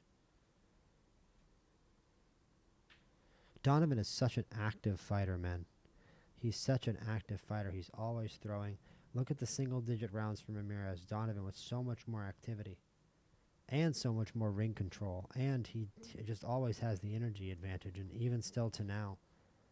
It's just such impressive work from Donovan. He just simulates so well. It's so funny. And as I say that, here comes Ramirez, not taking too kindly to all this Donovan praise. This fight was supposed to be about him. This was supposed to be his day. But Donovan, he's just not letting him. He's just such a great counterpuncher. He just takes the momentum and flips it on its head. Big power punches. Ramirez taking damage. He's found his range. He knows how to hit Ramirez where he can't hit him back. And his ring control is fantastic. Ramirez is in there with Donovan for sure. Ramirez is in there with Donovan, and you can see it on the scorecards now. I mean, look at all this talent from Ramirez, and it's not making a lick of difference against Johnny Donovan. He is the #1 pound-for-pound fighter in the world, and he's here to prove it. Not one punch thrown from Ramirez. Donovan looking clean, 29% TKO, 50% of his energy left. Dude, Johnny Donovan is an absolute machine. To have a fighter like this one day, man. To have a fighter like this one day, you can only dream. You don't need any more than 12 knockouts for me, Johnny Donovan, if you were in my stable of fighters. Man, imagine playing in Johnny Donovan fights. I'd be playing in Johnny Donovan fights on Mercury. Forget Mars. Elon can eat my dust. We're playing in Johnny Donovan fights in Alpha Centauri if this dude was on my roster. Are you actually kidding me? We'd be resurrecting Muhammad Ali from the grave. We'd be bringing Conor McGregor out of retirement. We'd be detoxing all the coke out of Conor McGregor's body, which would take decades, but we'd do it. Put him in a bionic body and have him fight Johnny Donovan in a simulacrum, not even a simulation. I have no idea what a simulacrum is. I have no clue. I know it's a word. Johnny Donovan is just bawling out. What is this? Do you see how good Jaime Ramirez is? He's the hammer. He could still get a flash knockdown, but I mean, it's a lot more likely that Donovan's going to end this fight. He got Ramirez basically up almost to the end, and then Ramirez did a little flurry, which is the most active he's looked. I mean, Ramirez just, I called it earlier in the fight. There's just no volume coming from him. Where is the volume from Ramirez? He's so talented. It's the stamina. I guess that's about it. Donovan is just an amazing fighter.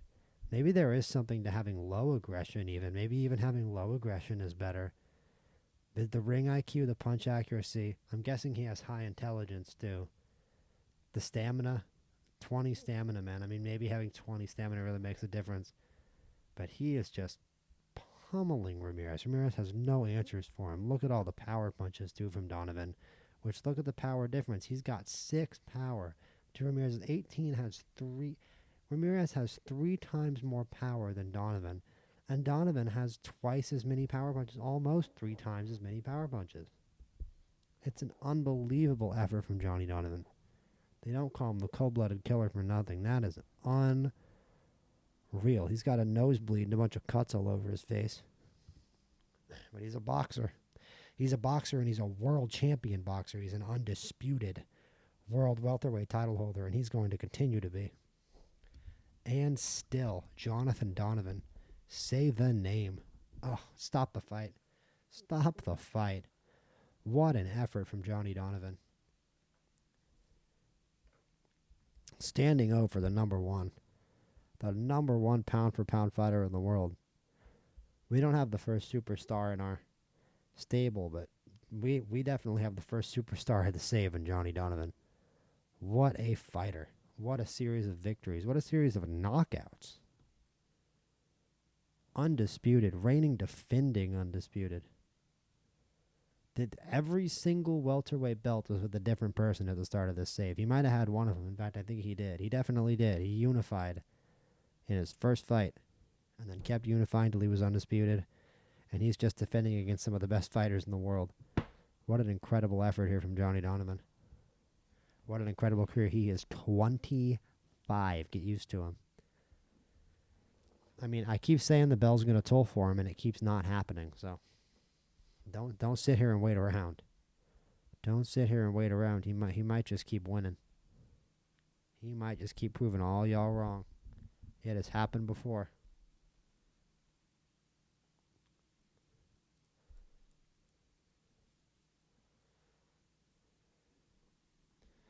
Ooh, look at that. Tony Seals is ranked by the WBO at number 40. I can't believe The WBO has rankings that long. I don't see that anywhere. But okay. We've got 1 week till our event. So excited. I just cannot hide it. We have 3 million. We can definitely open a new gym if we want to and sign some new fighters. We might start the next episode with that. I love this game. This is such a fun game. You can really build an empire of fighters. If you think this is a lot, man, we're going to have even more. We're going to have even more gyms open in the future. There's going to be a lot of freaking episodes of this. I'm going to play a lot of this game. Do not worry. You are going to get sick of me playing this. You are going to get sick of Boxing Manager. I'm not. I can't be. This is the best game ever. I get completely immersed in this game. I don't care at all. Angel King. Oh, come on. You should have put it on fastest. But you know what? Watching Angel King beat the crap out of this guy is a reward of its own. What am I talking about? This is a very even round. This is a very even round.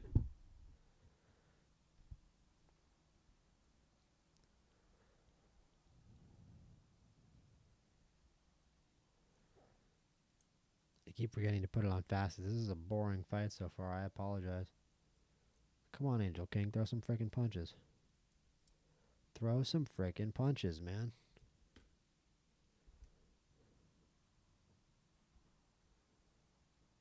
It's still a good round for us. It's still a round win. We're going to put it on fastest finally. So we don't have to watch this low volume punching. I don't like losing a round in a 6-round fight. There we go. We won that one. Hopefully we don't lose another one. We're definitely going to go pile on pressure just to make sure that we get a decision here. We might not have. Apparently we won. Yeah, we won. Narrow decision for Angel King, but I think he won the fight anyway. There might be a little bias towards us. It just doesn't want to give us a draw. I don't care. I'm happy with that one. I'm happy with the effort from Angel King. Randy Dale versus Christian Dalton. Randy Dale versus Christian Dalton. New York versus Dallas. Giants versus Cowboys. Yeehaw. Round 1. Oh, man. Come on. Dale took a big lead there, and then Dalton took it back. This might be a fun fight if it keeps going like this. Oh, never mind. Dale takes the reins in round 3. Easy win.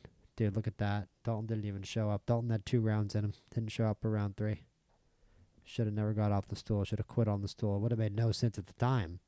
It was an even fight at the time, but he should have quit on the stool going into round 3. Nobody would have understood it, but it would have been the right thing to do. It's like, no, I just don't have a 3rd round. I just don't feel like it. I only trained for 6 minutes. No, like 6 minutes total. So, yeah, I'm good. I got way farther than I thought I would. Going to the body was the right decision there, Max Rice. And our fighters are just teeing off, man. We're having a lot of fun here. We're having a lot of fun here at MC Promotions. We're having a lot of fun here at MC Promotions. Come on, Anthony Rios. It's funny that I'm a guitar player, and I call it MC Promotions. I'm not a rapper. Those are just my initials. Body shots. More body shots. The natty style. Oh. Knocked down into the TKO. Anthony Rios, another win at cruiserweight. Admittedly over a bit of an easy opponent, and not that easy of an opponent. And a tested professional. I just 34 wins with 4 knockouts. How many 4-round fights have you done, bro? How many 4-rounders have you done? All right, Jose Williams, come on. Yeah, this should be easy. Pile on. This is a gimme.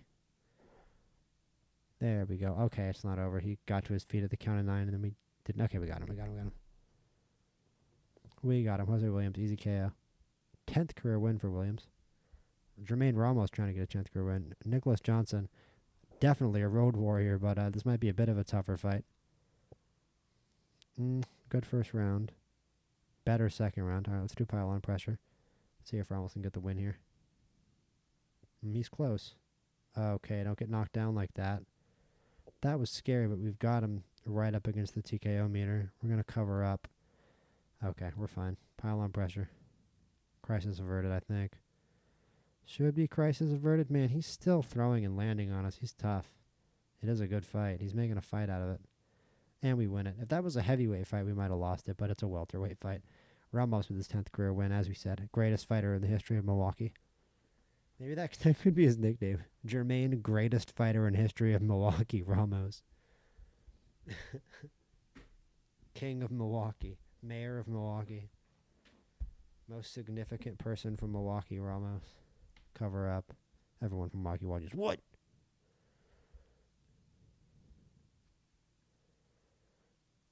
Going to the body, evening out the fight. This is a fun fight, low-key. Been very back and forth.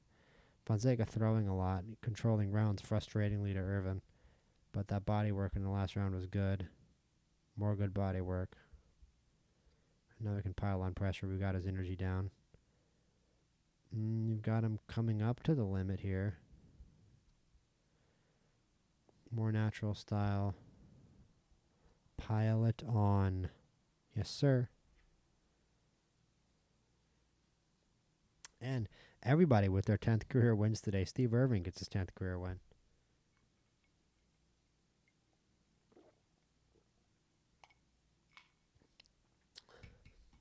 And Gabriel McCreary, we got him a supporting bout in a big sold-out arena. Because, man, you got to imagine after some of those tough losses, he thought his career was all over. Now he's got a shot to make up for it against a tough fighter in Cortez Ochoa. 10 rounds at welterweight. I love the thought of McCreary fighting in front of a big full building. So let's watch this one on fast. Good start to the round, getting the fans riled up.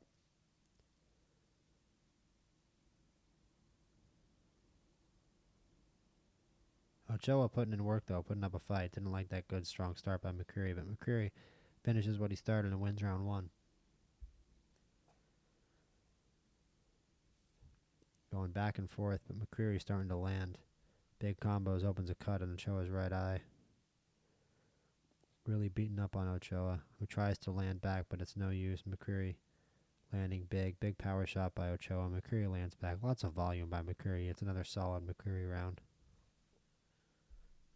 We're going to go fastest and go to the body. We might revert back, depending on what happens. Very good round of body work there. We're going to go pile on pressure and see if McCreary can finish this thing off. Yes, sir. And McCreary enthralls the XL Center in Hartford. 16,000 in attendance. Enthralls this big crowd with a knockout of 6-0 Cortez Ochoa. That O has a got to go. Gabriel McCreary still mourning the loss of his O and his 2 and his 1. Just too many dang losses on that man. Speaking of a man with no losses, it's Tony Seals. Hopefully about to take care of the business here against Aaron Warburton.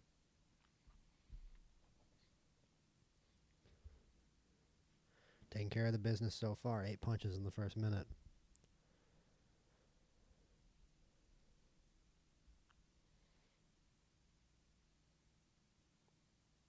Strong first round by Seals. Lots of power shots. Surprised he didn't do more damage with those 5 power shots on Warburton. Warburton's pretty tough. More scoring punches from Seals. Warburton starting to land, starting to combo. Connecting with more shots. Seals needs to start defending himself. He's taking damage, but so is Warburton. 2-punch combination. Warburton still won that round. Lots of damage here in this fight so far, but Warburton running out of energy quicker than Seals. He's also moving around the ring more for what it's worth, controlling the ring more too. But Seals is landing more.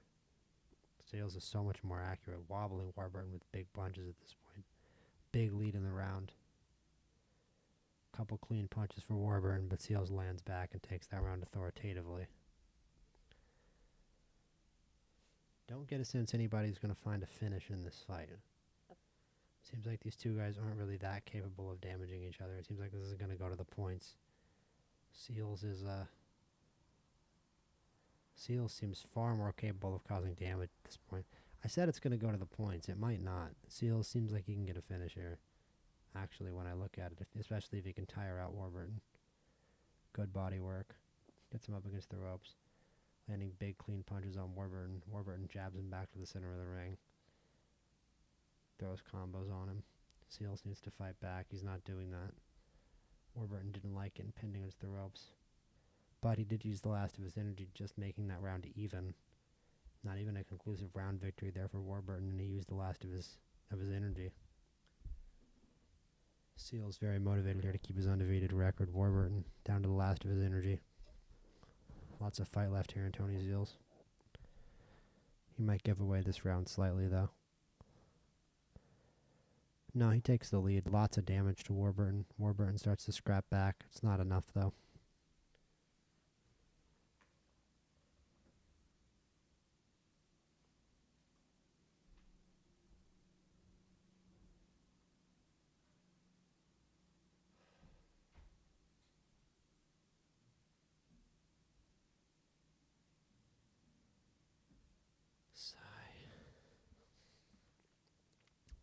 Seal still ahead in the fight. Warburton fighting off the back foot, no energy. Somehow managing to take the lead of the round in that first minute. Seals, realizing that he's the only fighter with any energy left in the fight, starts to punch, or does he? Nope, Warburton managing to keep it pretty much even. Seals finally starts to take the lead in the round there. Should have been a much easier round for Seals to win against a completely exhausted fighter. I never really understand that. He's completely exhausted. Pile on pressure. Finish the job. It's really the only way Seals can end this fight. Otherwise, it'll just be a lopsided decision. Oh, and he gets a knockdown. Warburton's up at the count of 3, but he's got a lot of damage on him now. We just need big power shots. I might go look for KO in the next round, because again, Warburton, he really hasn't been capable of landing those big power shots back at us. That's a 10-8 round for sure. Let's look for the KO.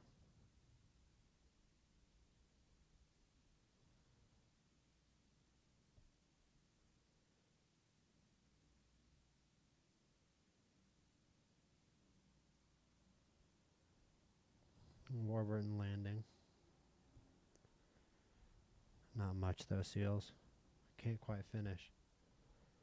I'm gonna just go natural style for this last round. It's such a lopsided win. I don't want to get caught with anything. And we can still finish like this, and we do. Referee stops the fight. Tony Seals. It took 10 rounds, but it was always gonna, and a lot of punishment. Very lopsided win ultimately for Tony Seals. Aaron Warburton, he offered a little bit, but ultimately not too much resistance, especially that 8th round. Very lopsided win for Tony Seals, actually. Especially when you look at the actual scoring. We've got a lot of contracts to give out to a lot of fighters who deserve them, frankly. Randy Dale is just very talented. And again, we can open a new gym. And yeah, he's beat a lot of good guys. He's lost to some good fighters too.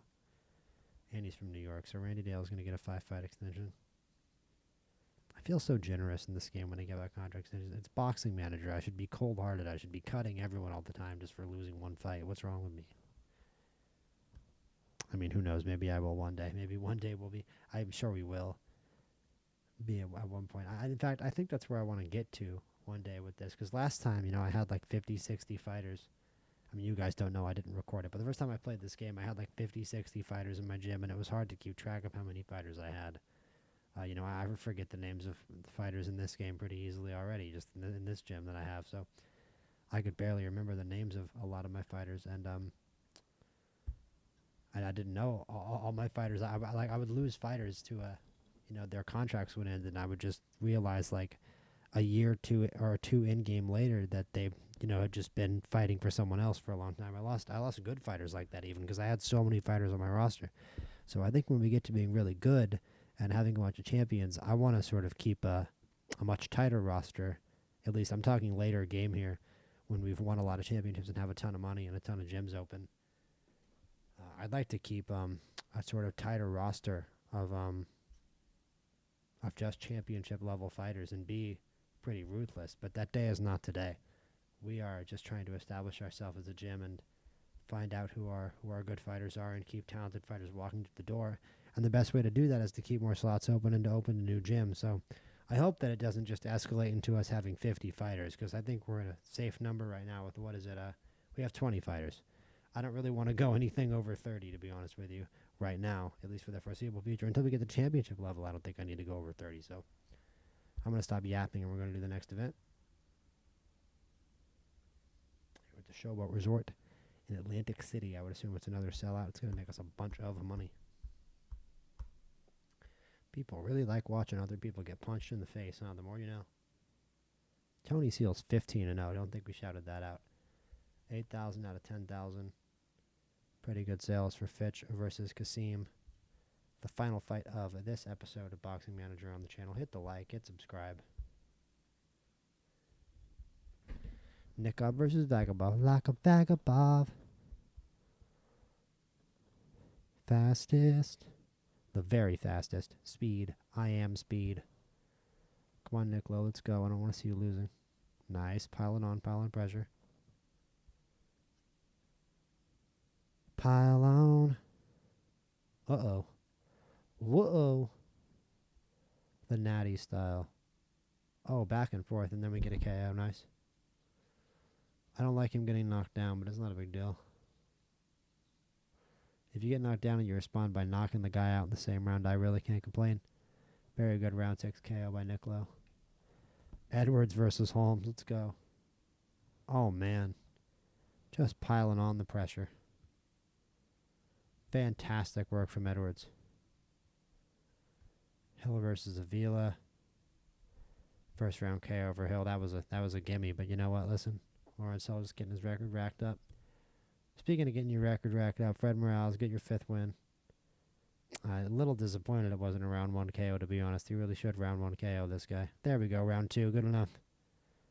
He lost the bet in the gym, though. The guys in the gym bet that he was going to get him the first. They took to the 2nd round. Boo, you suck. He's going to get made fun of. He's going to get towel whipped on the ass because this is boxing and everything is incredibly homoerotic for some reason. All these guys fake kissed each other at the fucking weigh-ins. You know they did. Said super homoerotic stuff, too. Like it always is in boxing. For some reason. I've never been able to figure that out. Except for when my Donna humped Broner. I could figure that one out. He did that because it was funny. Cover up. And DeRocha's in trouble against Hugo Reyes here. Having a tough time dealing with Reyes' power. Let's smother him. That didn't work either. Let's use the ring. Let's run away like a sissy. That actually did work. And now we're gonna go for broke. Screw it. We have no other choice, right? That's an L for Keenan DeRocha. That's a shame. But you know what? That can happen to Keenan DeRocha. Keenan DeRocha's kind of a road dog. He doesn't have great defensive skills either.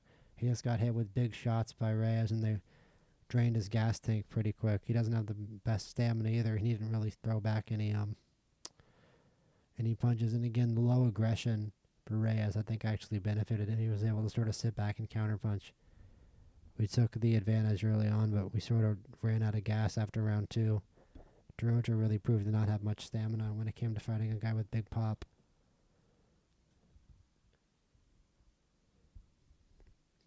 I love it when you call me Big Papa. Mitchell versus Rubin. This should be an easy one. All right, maybe not. Bad first round. Come on, pour it on. What on earth? Go to the body. I don't get what's happening with Darius Mitchell right now. He's losing this fight. What are you doing? We have to go for broke. Darius Mitchell. That's going to happen in these 6-round fights. He's about to lose to a 2-4 fighter from Uganda. Look at how good Darius Mitchell is. Look at how special he can be. And he's about to lose this fight. Yeah, go for broke. Wow. Wow, they're trying to give it to him. They can't. That's a unanimous decision win for Patrick Rubin.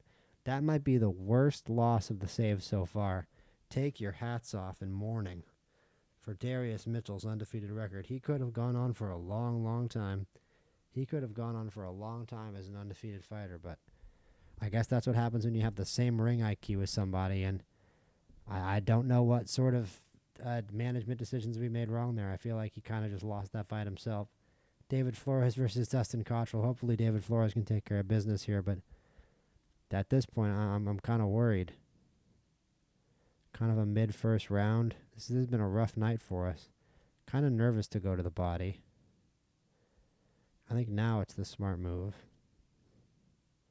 Bad round. Let's cover up.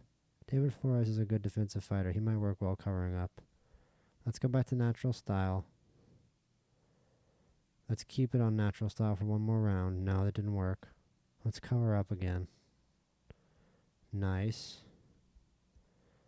Let's go to the body. Nice. And then we're going to pile... You know what? Nah. We just did go to the body. Let's do natural style. And we're going to go on fast for you guys, because I know this last couple fights have sort of flown by. Flown by with some rough results. And it's a good start to the round by Flores. He really wants to get back on this fight and maybe even win it. He's doing some nice damage. Cottrell's barely throwing. Natural style definitely worked. Let's see if Flores can steal a decision here at the end. Let's see, because it's a big round. Doesn't look like it. Nope, unfortunately. It's a split decision loss for Dustin Flores. That's a real shame. I don't know about that. It was a very slow, low-tempo fight. I don't necessarily think he deserved to win. And unfortunately for David Flores, especially in the heavyweight division, he's just not that good. We can give him one more fight and see what he does. But it's a couple losses in a row to honestly the first decent competition he's faced in his career, and he's just not handling himself. So I'm starting to question David Flores' future, unfortunately.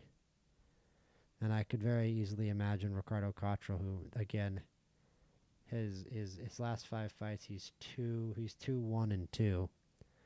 I could very easily imagine seeing him in the same situation. We have young heavyweights, obviously, coming up onto the roster. We could maybe even move Anthony Rios to heavyweight, but we have young heavyweights in our amateur ranks who are ready to come up very soon. So I'm feeling very sketchy about Flores and Cottrell right about now, truth be told, unfortunately. I mean, Cottrell has to lose a little more, but Flores, that was very not good. I did not like that at all from Flores. That's not a good sign for his even contender aspirations. Forget about championship. Fitch versus Kassim. Let's see if Fitch can assuage some of these worries in my boxing manager mind. Great first round for Fitchy. Fitchy doing a nice job. Let's pile on pressure. Good second round. Let's natural style. Let's switch it up a little bit. Can we jab and move on this guy? No. Let's just keep it natural. Nice. Let's go to the body. Get right to the body. Get right to the body. The natty style. The natty style. Oh, that's wonderful stuff. That's wonderful stuff. Pile it on. Pile on that pressure. Hell yeah. Andy Fitch, good win. That was a rough night of fights there at the end, but Andy Fitch comes through for us, flicking the switch on Simmin Kassim for a round 10 knockout victory. And we got some injured fighters, and we got some full pockets, and we have some honestly, we have some weenies weeded out a little bit. Don't think we don't know how to weed them out. Because I am no longer really a David Flores believer after that loss. And there are some other guys on this roster who have lost recently where I'm just not quite feeling it. Just don't quite know about it. Don't quite know about keeping Keenan DeRocha around either. I mean, he's fun. But, like, after a certain amount of time, I mean, the knockouts are keeping him in my heart. McCreary's always in my heart. Love McCreary. Eventually we can open a new gym to start this next episode, but we're going to have to cut some dudes. We're going to have to make some tough decisions.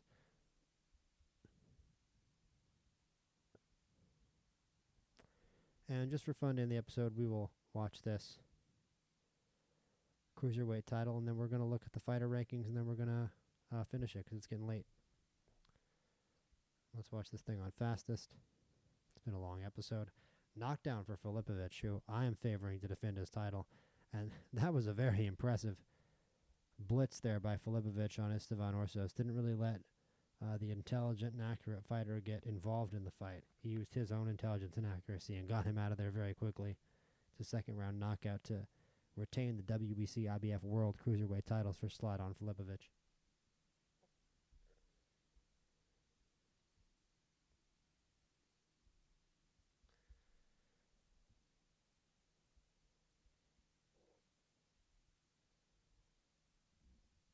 Now, we're going to take a look at all the champions. So right now, the 2 world heavyweight champions, we just watched that fight, Upa Ramaswamy.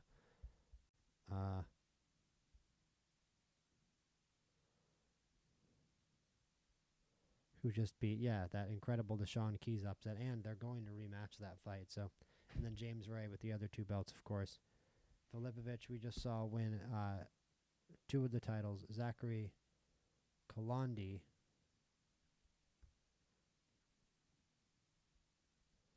appears to be the other champion from Democratic Republic of the Congo. I always didn't take me so long to click onto these guys from the rankings. Kind of frustrating. Light heavyweight, Ramiro Liam and Dwayne Little. Dwayne Little with the WBA title. I don't think I've ever heard of him. From Wickford, England. He's only 16 and 0. Oh, I vaguely remember seeing this guy. Yeah, he knocked out this guy twice for the WBA belt. I guess the WBA just likes these guys. No clue. They got their own little thing going on there in England. That's kind of realistic, though. That can happen. I feel like England has a big boxing scene, and the belt organizations like to go over there and give out belts for their fights. It's a little easier to get a title fight if you're British, to be honest. Michael Nazar from Poland has one of these super middleweight belts in addition to Lernick, who is the undisputed champion. That was a very fun fight. That was an underrated fight. That fight against Alexander. He's going to fight Johnny Perez next. That should be a fun one, too. Rastgar Witt and Usainov, man, I want to see a unification bout at middleweight. That's the best division in the world right now. Joe Hoon and Yusupov. Again, these welterweights need to go at it, too. Joe Hoon and Yusupov would have a crazy unification fight. That'd be nuts.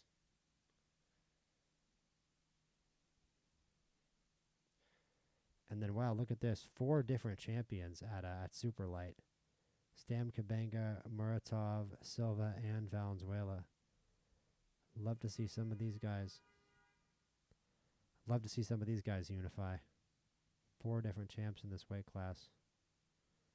Okay, you know, I'm not going to confuse you guys anymore. I can't do this. Let's go to lightweight. Gilberto Gonzalez, Carles, and it's just Gomez and Carles. Again, be fun to see unification there. Carles is a very impressive fighter. He's actually the only guy to ever have this title. He's defended it 4 times, the IBF lightweight title. You'd think he'd want to go after some of the other straps, but they're all held by Gomez, and you have to make that fight. I'm sure a lot of people want to make that fight. Are they both undefeated? They are both undefeated, it does appear. Yeah.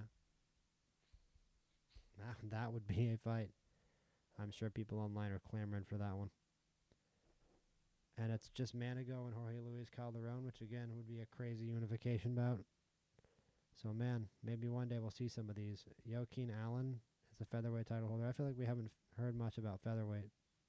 From Porterville, California, he's got one of the belts. Matt Butcher, who I've heard of, has one of the belts. He's got 9 losses on his record, 30-9.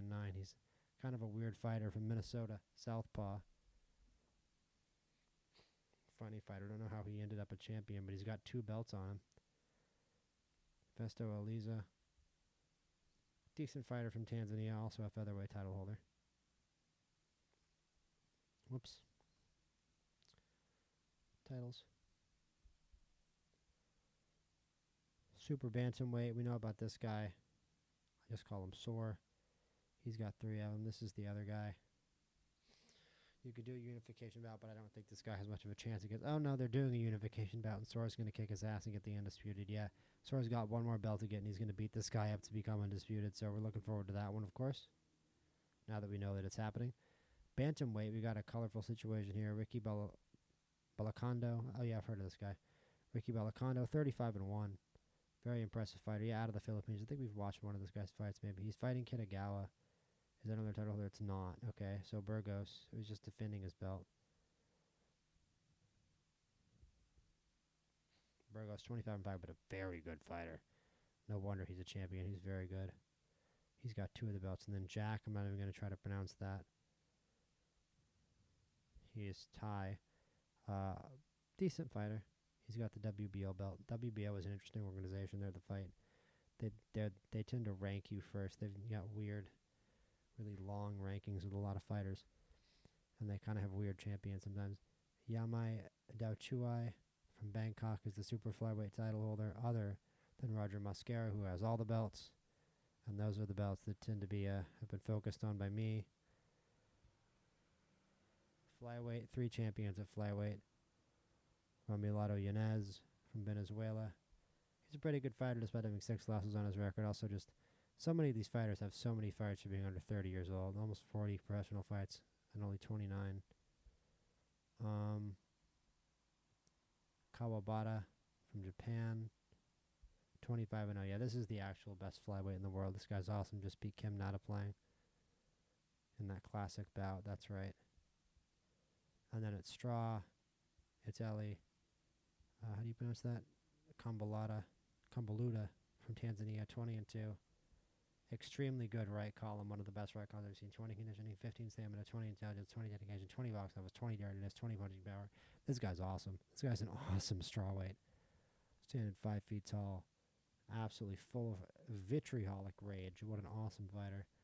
And then Emil Ronson, who we've talked about numerous times, watched numerous of his fights.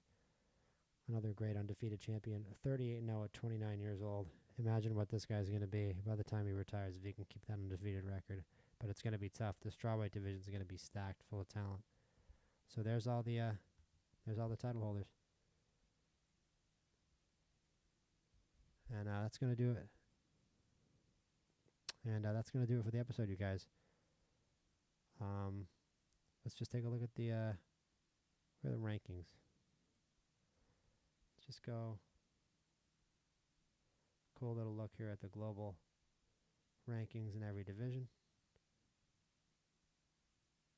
There's Teddy Molinar down there with his one loss at cruiserweight. Poor guy. Hopefully he gets a shot again one day. That'd be a great comeback story.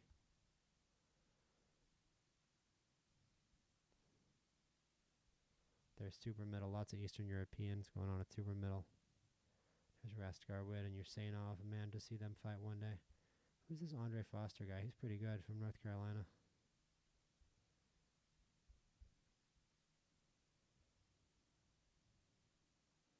There's the welterweight picture. Lots of fun contenders there, like Jake Fox and Andre Lohomowo.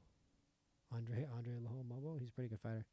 More great German fighters, by the way. So many great German fighters in the save. Pretty interesting super lightweight rankings. What's been a pretty action-packed division. Crazy the 3 champion situation. 3 very good champions in that division. Lightweight with Gomez and Corliss lined up to fight each other. Really actually not that much going on in the division just beside that. Superfly, always fun. So many contenders in Superfly. Gonna be, oh no, sorry, it's Super Feather. Never mind, I'm sorry. And then Featherweight. Featherweight's kind of been a sleeping giant of a division. Let's see what can pop up in this weight class one day. Super Bantam's been a lot of fun, obviously, this dude. Bantamweight with Belacondo. Superfly with Mascara. Sorry, I don't think I went down the rankings in Bantamweight. There we go. Oh, no, I did. There's your Bantamweight rankings. Superfly. And then Flyweight.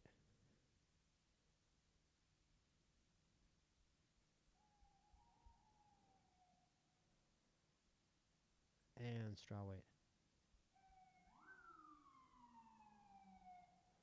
And there we go, guys, with that deafening police siren out my window. We are going to end this lovely episode of Boxing Manager. That was a lot of fun. A lot happened this time. We're starting to really get some guys up towards championship level. Tony Seals is up over 100,000 fans. We're up over $4 million. And look at how our record looks.